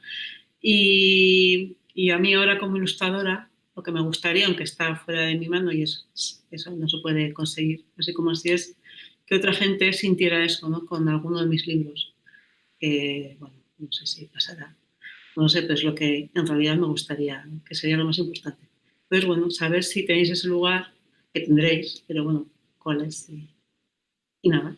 Y ya está.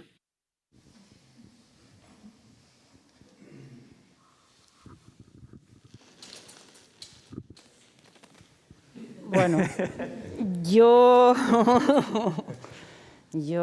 ese lugar, pues hombre, es que hay muchos lugares, ¿no? Hay días que necesitas irte a la naturaleza, dar un paseo, hay otros días que yo necesito meterme en un museo y parar el ritmo y ver cómo los artistas trabajan. Yo siempre, sí, yo más en la cultura, porque tienen otros ritmos, entonces es como que me hacen parar el ritmo. Yo la creatividad, cuanto más lenta voy en el proceso creativo, llego a mucho más profundo y comunico con mucha más potencia. Entonces, si me dejo llevar por lo que pasa en el estudio, no llego a donde yo quiero llegar. Entonces, pues puede ser una exposición más clásica, un libro más clásico, sí, puede ser eso, pero sí, eso. Bosque, literatura y sexo. No necesariamente en ese orden, pero esos son los 3 lugares donde uno se puede refugiar. Lo demás, no se me ocurre ninguno, la verdad. Pensaba que ibas a decir la Ilíada. O... La liada, más bien, prefiero. Más la liada. Yo, por mi parte, yo creo que en lo mecánico, casi lo manual o gestual, de alguna forma, ¿no? Al final pasamos muchas horas en el estudio. En estos momentos... Igual, por suerte, unido a lo que dice Santos, yo con una motosierra y unas zarzas o la pita o tal, me vuelvo loco. Y si a eso le uno música, que algunos de los que me conocen ahí saben que puedo estar escuchando un mismo tema durante 2 semanas, el mismo. Antes tenía un pique que era como en iTunes, hace tiempo que no abro. Iba subiéndole, iba poniendo y como, joder, si me encantaba mucho, miraba para arriba, ¿no? 650 escuchas, joder, hay que subirlo. Y era como así, ¿no? Pero es la locura, pero me flipa, no sé, me pongo con Alex, que está ahí, que trabaja conmigo, me mira con cara rara, ya se ha habituado, pero me encanta, ¿no? Como esa parte de repetición mecánica que me olvida casi como meter otro tipo de estímulos en la cabeza y ponerme como con algo, da igual, ¿no? Cualquier objeto en la naturaleza, muchas veces, y últimamente he combinado eso con música, que no acostumbro, porque mi padre me acostumbró como a ir con Wallman y tal por la calle, porque siempre tienes que estar atento, es una falta de respeto a la naturaleza y tal. Joder, lo he probado y es la hostia. Te pones ahí y tal, y con música, y es una combinación explosiva. Llegas a casa sudado y tal, y si luego se dan todos los elementos que ha dado Santos en el orden inverso, y acojonante. Vale. Bueno, pues para la siguiente pregunta hemos invitado también a otra ponente, en este caso de Begiandi en Vitoria, que es María Ayala. María Ayala tiene un estudio que se llama Mayala. Y bueno, le hemos invitado porque en su caso, fruto del Begiandi, pues surgió una colaboración entre los ponentes que participaron en esa edición y bueno, lo va a contar mucho mejor ella. Adelante, María. Hola, yo soy María y vengo del estudio de diseño Mayala. En Mayala nos dedicamos a diseñar marcas, diseñar envases, bueno, diseño en general, pero sobre todo lo que nos encanta es repetir motivos, o sea, diseñar estampados para aplicarlo en todo aquello como un poco elemento diferenciador. Y esto es lo que nos llevó al primer Begiandi, creo que fue el primer Begiandi que se hizo en Vitoria, y en el cual conocí a 4 amigos maravillosos.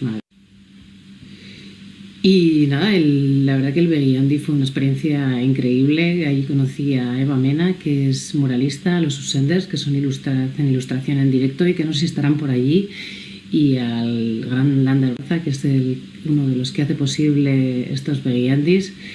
Y bueno, pues la verdad que para mí fue maravillosa porque conectamos todos súper bien, que es uno de los que hace posible estos Beguiandis. Y bueno, pues la verdad que para mí fue maravillosa porque conectamos todos súper bien. De hecho, Eva y yo hicimos de impostoras de los Susenders al inicio de su ponencia, por así decirlo.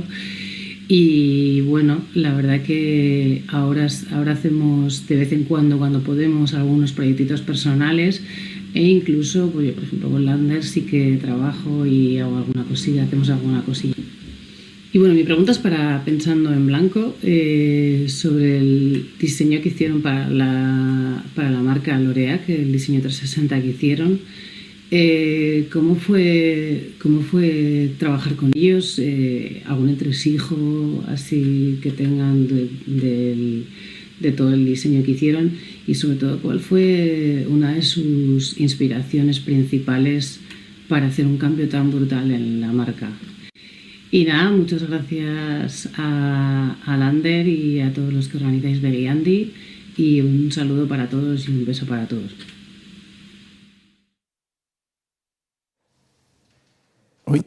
Vale.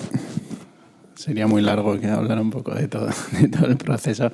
En el caso de L'Oréal Mendian, yo trabajé personalmente, vine de Barcelona para trabajar en L'Oréal hace, no sé, en 2002 o algo así. Era mi segundo trabajo y vine de Barcelona para trabajar con ellos. Luego ya en el 2006 montamos el estudio Pensando en Blanco.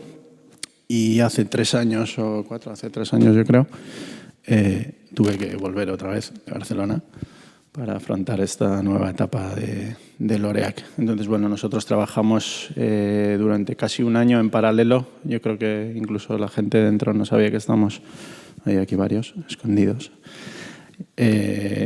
Incluso la gente dentro no sabía que estábamos trabajando, pero estábamos trabajando en paralelo durante 7, 8, 9 meses en toda la dirección estratégica, de marca, etc. Sí que es verdad que, bueno, en este caso había un cambio enorme, ¿no? Todos conocemos L'Oréal, yo he vivido 2 etapas brutales con ellos. Creo que la mejor época aquí en finales de 2000, principios de 2000, con Xavi y todos los... Yo creo que toda esta estructura que monto en Pensando en Blanco, evidentemente con nuestra personalidad, lo que sea, va un poco por lo que nosotros aprendimos ahí, ¿no? Que era hacer de todo menos lo que realmente sabemos hacer, ¿no? Nosotros hacíamos las camisetas o lo que tuviéramos que hacer durante las últimas 2 semanas, y el resto de meses estamos colaborando con 1000 eventos, nos echábamos a todo. Creo que a nivel de moda es interesante en ese sentido, que cuando una marca tiene energía por las personas que están dentro, ni te planteas la estrategia, ¿no? Te echas a todo, va surgiendo y se crea la identidad de una forma mágica sin casi ponerlo en el papel, ¿no? Esta segunda etapa era diferente, ¿no? La gente se va haciendo mayor de alguna forma, todo como todos, van apareciendo nuevos personajes, van otros y con ellos desaparece el alma y vienen otras energías, vienen almas nuevas, etc.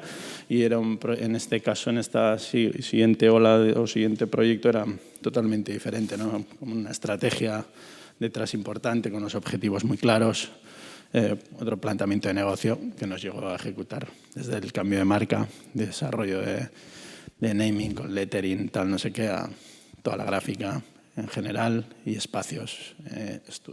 Ha estado muy guay en el sentido de lo que hablabas antes, ¿no? De cómo construyes una marca y realmente haces el cambio desde la insignificancia, de alguna forma, del logotipo, del lettering, porque estás, ¿no? Con los picos de las altas, ¿no? Le metemos microacabados o no, tal, que estás hablando de nodos en micras, a crear un espacio final donde la prenda se va a vender, ¿no? Entonces, ese abanico de principio a fin, el tener la capacidad de alguna forma, en este caso que tengan la oportunidad de poder enfrentarte a proyectos de este tipo, que es nosotros en los que nos queremos meter y nos metemos y nuestros clientes confían, es el abanico enorme que te da, no solo porque lo vayas a hacer tú, sino por toda la gente con la que puedes contar a nivel de profesionales y tienes los medios para poder, sobre todo, aprender, que yo creo que es como lo más importante en los proyectos, ¿no? Yo soy muy egoísta en ese caso y he dado clases también y siempre digo, no, joder, me iba, ahí hay un chaval que le daba clase y tal, y me iba a casa casi, bueno, les echaba la bronca, ¿no? Joder, yo llego a casa y no me habéis aportado nada. Ni que sea un Santos aquí en un momento hemos hablado con Eva y tal, pues me llevo algo, yo que sé, serán más majos o no, lo que sea, pero me llevo algo, me meto 5 minutos en Google y digo, joder, esto que ha presentado, ¿no? Y me hace soñar de alguna forma, ¿no? Yo creo que con las nuevas generaciones es como, y lo que no tiene sentido es como te pones a exponer un poco tu trabajo y no te llevas nada a casa, entonces a mí no me sale a cuenta, ¿no? Egoístamente no, si no aprendo nada, tampoco tengo mucho que explicar, ni mucho que enseñar más que mi metodología de trabajo. Y es un poco eso, ¿no? El querer siempre llevarte algo para poder avanzar más y llevar a otro estatus o otro level un poco tu trabajo, ¿no? No sé si he respondido. Os veo a sentir, Santos, Eva, ¿queréis decir, comentar algo? Os veo asintiendo como, sí, sí. Pero poco puedo comentar yo de esto. Yo creo que cada uno tenemos métodos muy diferentes de trabajo. Yo nunca me veo inmerso en un proceso analítico de mercado, de mi cliente. O sea, yo de hecho rehuyo completamente de esas situaciones y si no tengo un cliente, como tú has dicho, con alma, es que no me interesa. O sea, y probablemente eso es un gran error porque pues seguramente me quedo con muchos clientes que podía tener, ¿no? Pero es que yo no sé trabajar de esa manera. O sea, yo hago un trabajo, entiendo que es como muy personal y basado en una estrategia que me impide salir de mí mismo. Antes, cuando no es que esté obsesionado con Grecia, sino que creo que efectivamente el mundo griego nos ofrece un abanico de posibilidades de relato cultural que prácticamente lo engloba todo. Entonces, mira, una cosa que a mí me fascinó de una charla de Rafael Moneo es que yo que estudié arquitectura, él decía en un momento dado, en una charla, no sé si tú te acuerdas, Mario, que decía, el arquitecto persigue una forma. Y era una cosa terrible para cuando nosotros nos habían dicho siempre que la forma estaba precedida de una función.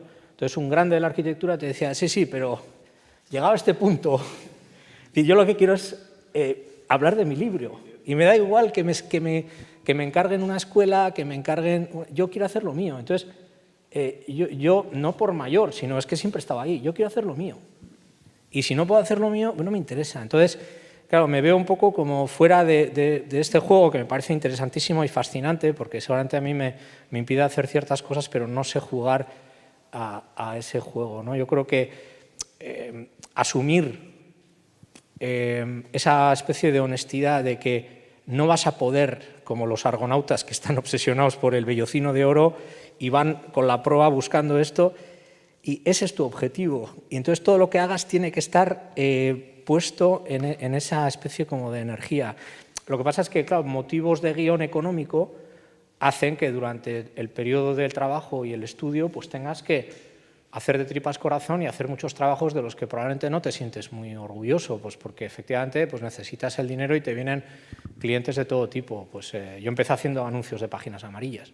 Probablemente ganaba mucho más entonces que ahora porque hacíamos un montón. Era un trabajo con una creatividad muy ceñida, que yo desde luego estoy muy orgulloso porque aprendí, era como efectivamente dar cera, pulir cera, ¿no?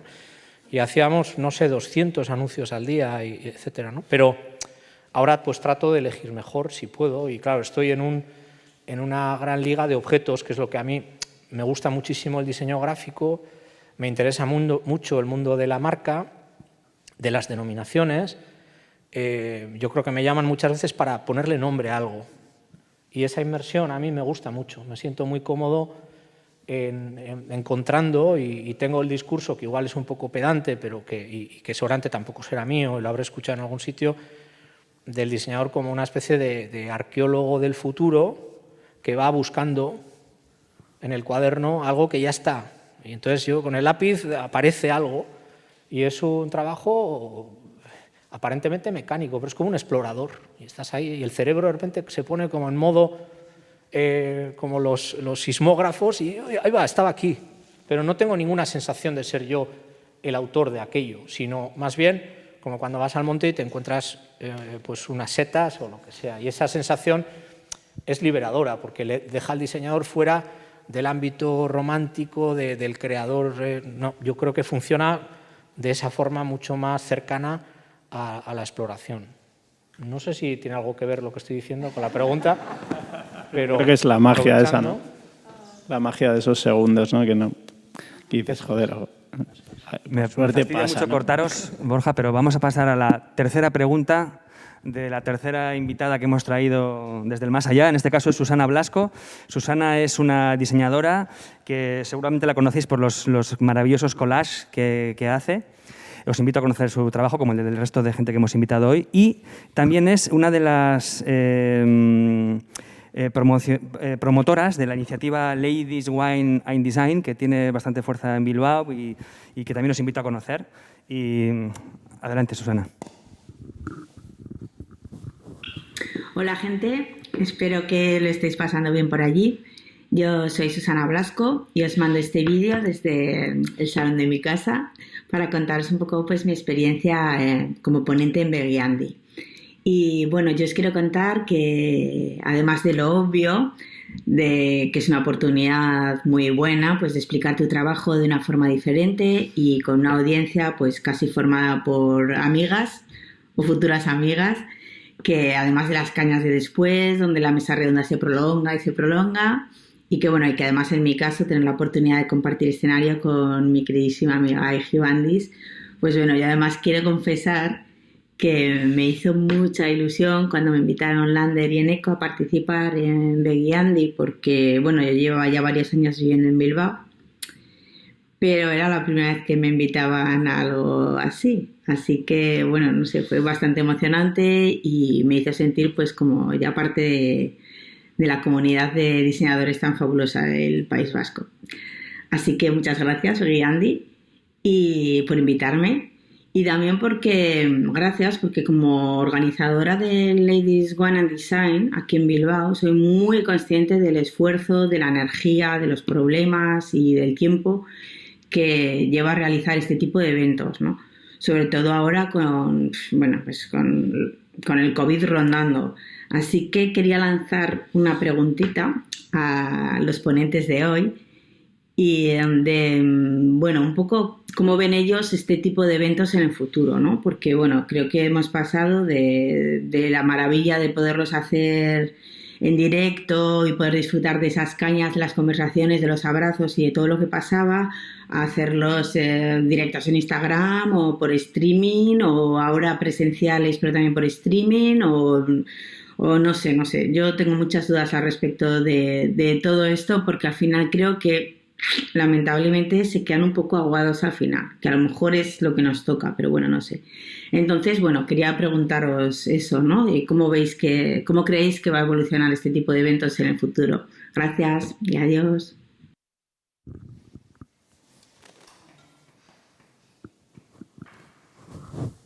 Yo no sé, me estáis mirando a mí, pero yo no sé si soy la persona más adecuada para responder a esta pregunta. Porque yo seguiría haciéndolo. Claro, es que no se sabe cómo va a continuar, pero está claro que ha venido para quedarse, ¿no? Todo el streaming y todo... O sea, claro, al final la tecnología ha venido para quedarse, que también está muy bien. Entonces, ya está. Habrá mucho más online y eso es genial y es mucho más sencillo también seguramente organizar. Nunca he organizado algo así, pero no, online puede ser más. Pero claro, lo presencial tiene que seguir porque tenemos que vernos, tenemos que colaborar, tenemos que saber cada uno en lo que está. Trabajamos todos en proyectos pequeños, pero también en grandes y necesitamos a gente que... Entonces es que esto tiene... Y gracias por venir con mascarilla, porque yo desde luego a las 7 de la tarde me quiero ir a mi casa a quitarme la mascarilla, ¿no? Que toda la gente haya venido. Es genial y eso es lo que creo. Bueno, yo creo que tiene una parte positiva el tomar en serio las posibilidades tecnológicas. Por ejemplo, dando clase, para mí ha sido estupendo, porque de alguna forma hay una parte que es mejor no presencial. O así lo he percibido yo. Claro, por ejemplo, yo que doy clase en la Universidad de Navarra, hay muchísimos alumnos extranjeros y había un momento en el que efectivamente ellos estaban en su casa y era increíble, o sea, poder dar clase a uno que está en Colombia, otro en Venezuela, y funcionaba muy bien, y la verdad es que en ese sentido ha estado muy bien. Me imagino que cuando pase todo esto, pues se volverá a una cierta normalidad en que cuando tiene que ser presencial lo sea, pero por ejemplo, a mí que ahora me toca mucho trabajar en el extranjero, pues joder, dices, ¿para qué tengo que viajar? Si efectivamente se resuelven muchísimas cosas sin la necesidad de coger un avión, todo esto que era para mí agotador, porque la parte social me agota, y ya solo tener que ir a Barcelona y para un día y volver al día siguiente, todo eso era también una especie como de locura que no tenía nada de bueno igual. Y que ahora pues te planteas y dices, oye, pues sí, se puede resolver muy bien y estamos teniendo reuniones perfectamente eficaces para avanzar en los proyectos, y quizás estaba todo muy hinchado también en ese aspecto. Entiendo que la pregunta tiene más que ver con tomar cañas, pero o sea, eso te quedas para tomar cañas con tus amigos. No hace falta yo nunca he necesitado una excusa para tomar cañas. Quiero decir que no hace falta que haya un evento para salgo todos los días y me tomo una Vidasoa, esta es la RUN, que está estupenda, y ya está. Y digo, no me hace falta, no tengo ningún problema de conciencia, no sé, ni siquiera tengo conciencia, pero desde luego, o sea, siempre me ha parecido un poco de una época, igual por edad, porque yo soy un poco más mayor, un poco hipsterismo, la necesidad de hacer un evento cultural y tomar cañas. O sea, nunca lo he entendido. Es decir, un evento cultural y las cañas son dos cosas que no tienen por qué estar juntas. Está muy bien que lo estén, pero da la sensación de que hace falta alguna coartada para hacerlo. En mi caso funciona. No, ya, hombre, es un cebo a veces también. Les invitas a una cerveza y es como una manera relajada de mantener a la gente también en ese espacio. Lo entiendo. ¿No? Sí, pero entiendo lo que... Pero tampoco es necesario. Al hilo de lo que preguntaba, yo creo que asumamos que hay una parte buena en todo esto y que lo otro pues volverá a una cierta normalidad y que será dentro de unos pocos meses y ya está. A mí lo que me molesta del fenómeno es la sensación de pánico, de permanente. O sea, que si viene Epsilon, vamos a morir y tal, dices. Y yo que he vivido toda la vida, aunque soy navarro, he vivido en la Zurriola y me salía lo primero el paraguas volando hasta Sagüés, pero no se llamaba nada ese momento. Ahora todo se llama terror. Es terror, vas a salir de casa y vas a morir. Entonces digo, hombre, no, hay algo de eso, hay una especie de sensación de tenerte como amedrentado permanentemente en esta situación, esta que vivimos ahora. O sea, ¿por qué el señor Sánchez se quita la máscara y nosotros no podemos? Que es ridículo. Que alguien llame a la policía, por favor. No, pues, oye, le pasó al del Festival de Cine a un director bueno, en fin. Bueno, por cerrar, sí. Estoy totalmente de acuerdo con Santos.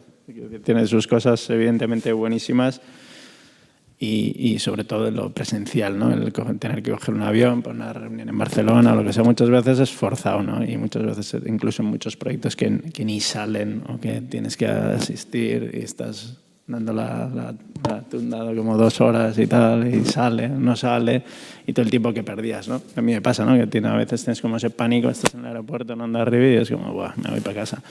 Es que ya no te apetece, ¿no? Porque ya esa percepción que tienes sobre un cliente, a veces ya hasta la tienes, ¿no? Que, buah, esto no va a salir y no sé qué hago ahí 2 horas hablando con alguien, ¿no? Si no sé ni si va a salir, ¿no? Entonces, bueno, por esa parte yo creo que muchas veces nos movíamos también como por establecido, ¿no? O sea, en este caso me decía Ferran Adrià el otro día, decía, estaban haciendo un casting como para toda la gente que entraba, ¿no? Y sin haberlo convocado tenían como 400 solicitudes.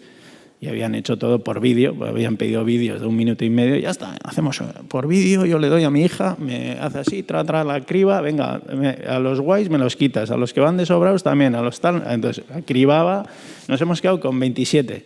Y ya está, esos 400 tenían que haber cogido aviones, alojamiento en Rosas, alojamiento aquí, o sea, una liada logística de pasta a un nivel tan heavy que ni te lo planteabas, ¿no? Por la oportunidad que podía surgir, ¿no? Y el no hacer todo eso sobre algo que encima no sabes ni si te van a coger o si vas a poder, ¿no? Sacar un cliente o lo que sea, a mí me parece muy positivo, ¿no? El que seamos como mucho más certeros. También me gusta como la parte esa, ¿no? Que antes como que ponías atención a tu atrecho, ¿no? Si en online mirabas para atrás, joder, tienes la primera conferencia con un cliente o lo que sea, y dices, joder, mira no ha mirado ni 3 segundos lo que tiene detrás. Nada. Un desastre increíble, ¿no? Y tú ahí como a la mañana, ¿no? Me pongo el polo y tal. Y luego es un desastre increíble. Joder, eso se ha abierto, ese ha sido maravilloso, ¿no? Sí. El ático ahí con el abierto, el Velux, tal, como todo, como con la luz que no se le ve, tal. A mí me parece como que se han roto una serie de parámetros, ¿no? De pose de alguna forma que me parecen positivos, me parecen más sinceros también, ¿no? Entonces, bueno. Me toca a mí hacer un poco de malo por la hora. Este es un debate que podríamos estar ahora, de hecho, lo suyo es tenerlo con la cerveza justo antes de que cierren el bar, pero precisamente por cumplir un poco de horarios, que queríamos estar ya como a esta hora cerrando un poquito, sí. No sé si igual, Olaya, si tienes algo más para cerrar aquí, y si no, podríamos agradeceros el que hayáis estado hoy con nosotros, tanto con las ponencias como en este rato de charla, que siempre se nos queda corto y que lo que echamos más de menos precisamente de la cerveza es de no poder sacarlas aquí, y entonces nos hacemos un corrillo y empezamos a charlar todos otra hora. Entonces yo sí, os voy a invitar a todos, por favor, que deis un fuerte aplauso a todos los ponentes que están aquí.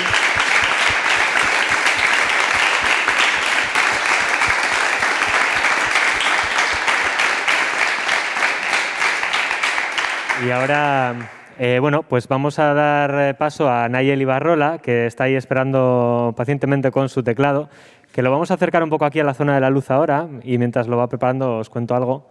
Y sí, eso es, gracias. Nayel es un ilustrador, bueno, es un artista polifacético bilbaíno que tiene un proyecto que son las partituras visuales, que es lo que nos va a presentar hoy, que en un foro como este nos viene muy bien, porque lo que consiste es que él prepara una serie de ilustraciones con las que va una sintonía que él mismo ha compuesto y que nos va a tocar en directo. Hay una historia detrás que él mismo nos puede contar ahora un poco, y bueno, la verdad es que le hemos querido traer de vuelta porque Nayel estuvo en su día en un Begiendi que nos emocionó mucho, que terminamos también con él, y queríamos volver a traer esta sensación para que nos vayamos todos a casa, pues eso, ya terminando, ¿no? Con toda la inspiración que hemos ido recogiendo desde Santos, de Eva, a Borja, ¿no? Incluso la parte que os hemos podido contar un poco más de las tripas de un sarao de estos. Y ahora, pues, si os parece bien, le doy paso a Nayel, que se presente un segundito más y ya nos hace la partitura visual. Eso es. Bueno, lo primero, muchas gracias por invitarme, siempre es un placer venir aquí. Y, a ver, en principio lo que vengo a presentar es una cosa que llevo haciendo ya unos años, y es un proyecto que me ha traído muchísimas alegrías y que me ha enseñado mucho, sobre todo de muchas de las cosas que hemos hablado hoy, y es sobre todo de la pasión, porque es un proyecto, voy a intentar ser muy breve para que no nos liemos mucho y sobre todo porque lo mío es tocar. Yo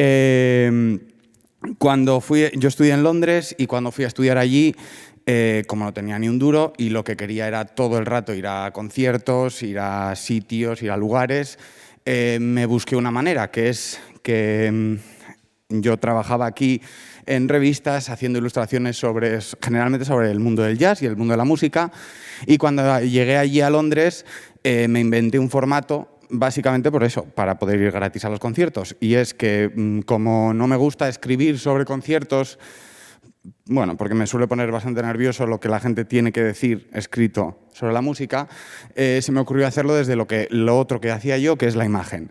Y empecé a hacer reseñas de conciertos en formato de cómic. Entonces, a la tercera reseña que hice, de repente recibí una llamada maravillosa, que era la BBC, que me quería comprar el formato, y empecé a trabajar para ellos. Empecé a hacer una serie de reseñas que era, pues eso, yo iba a un concierto y lo plasmaba con ilustraciones y con texturas que hacía yo mismo. Entonces pasó una cosa muy curiosa, que es una de las cosas maravillosas que tiene la BBC, y es que no solamente te compra el formato, sino que potencia que hagas cosas cada vez más grandes y que te vengas arriba si quieres. Entonces, como evidentemente quería, pasó una cosa muy bonita, y es que me empezaron a escribir los músicos a los que retrataba, reconociendo la música que ellos hacían.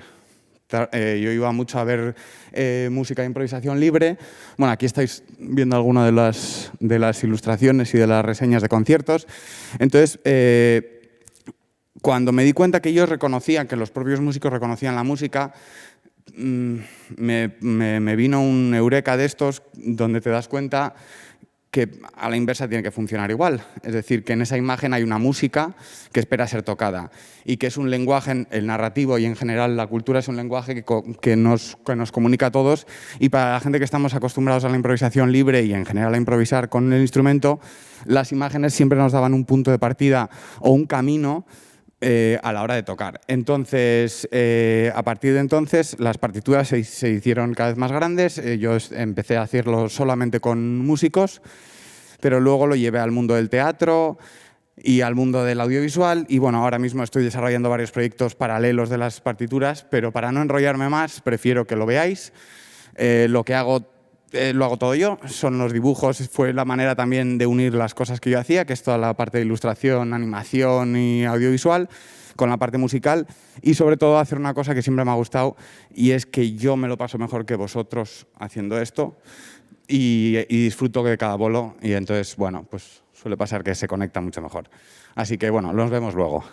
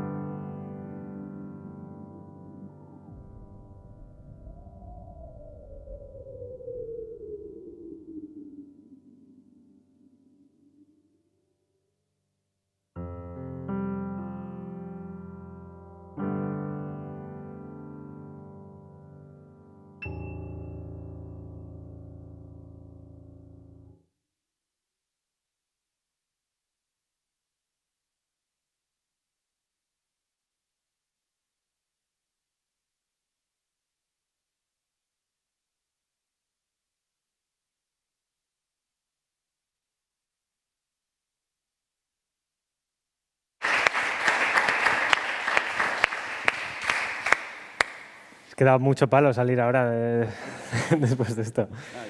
Yo estoy saliendo todavía, o sea que sí. Muchas gracias, de verdad. Muchas gracias, Nayel. Ha sido, bueno, pues sabíamos que nos iba a emocionar el final. Yo estoy un poco así, sensiblón hoy todavía, más todavía ahora si cabe.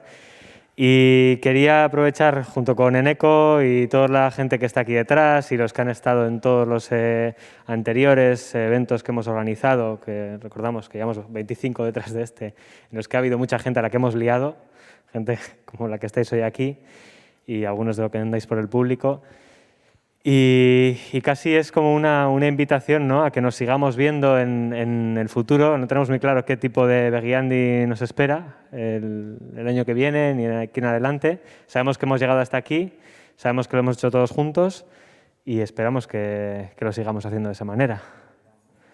El siguiente sí es verdad que tenemos uno en un mes, que a ver si podéis acercaros a alguno, que será en Bilbao.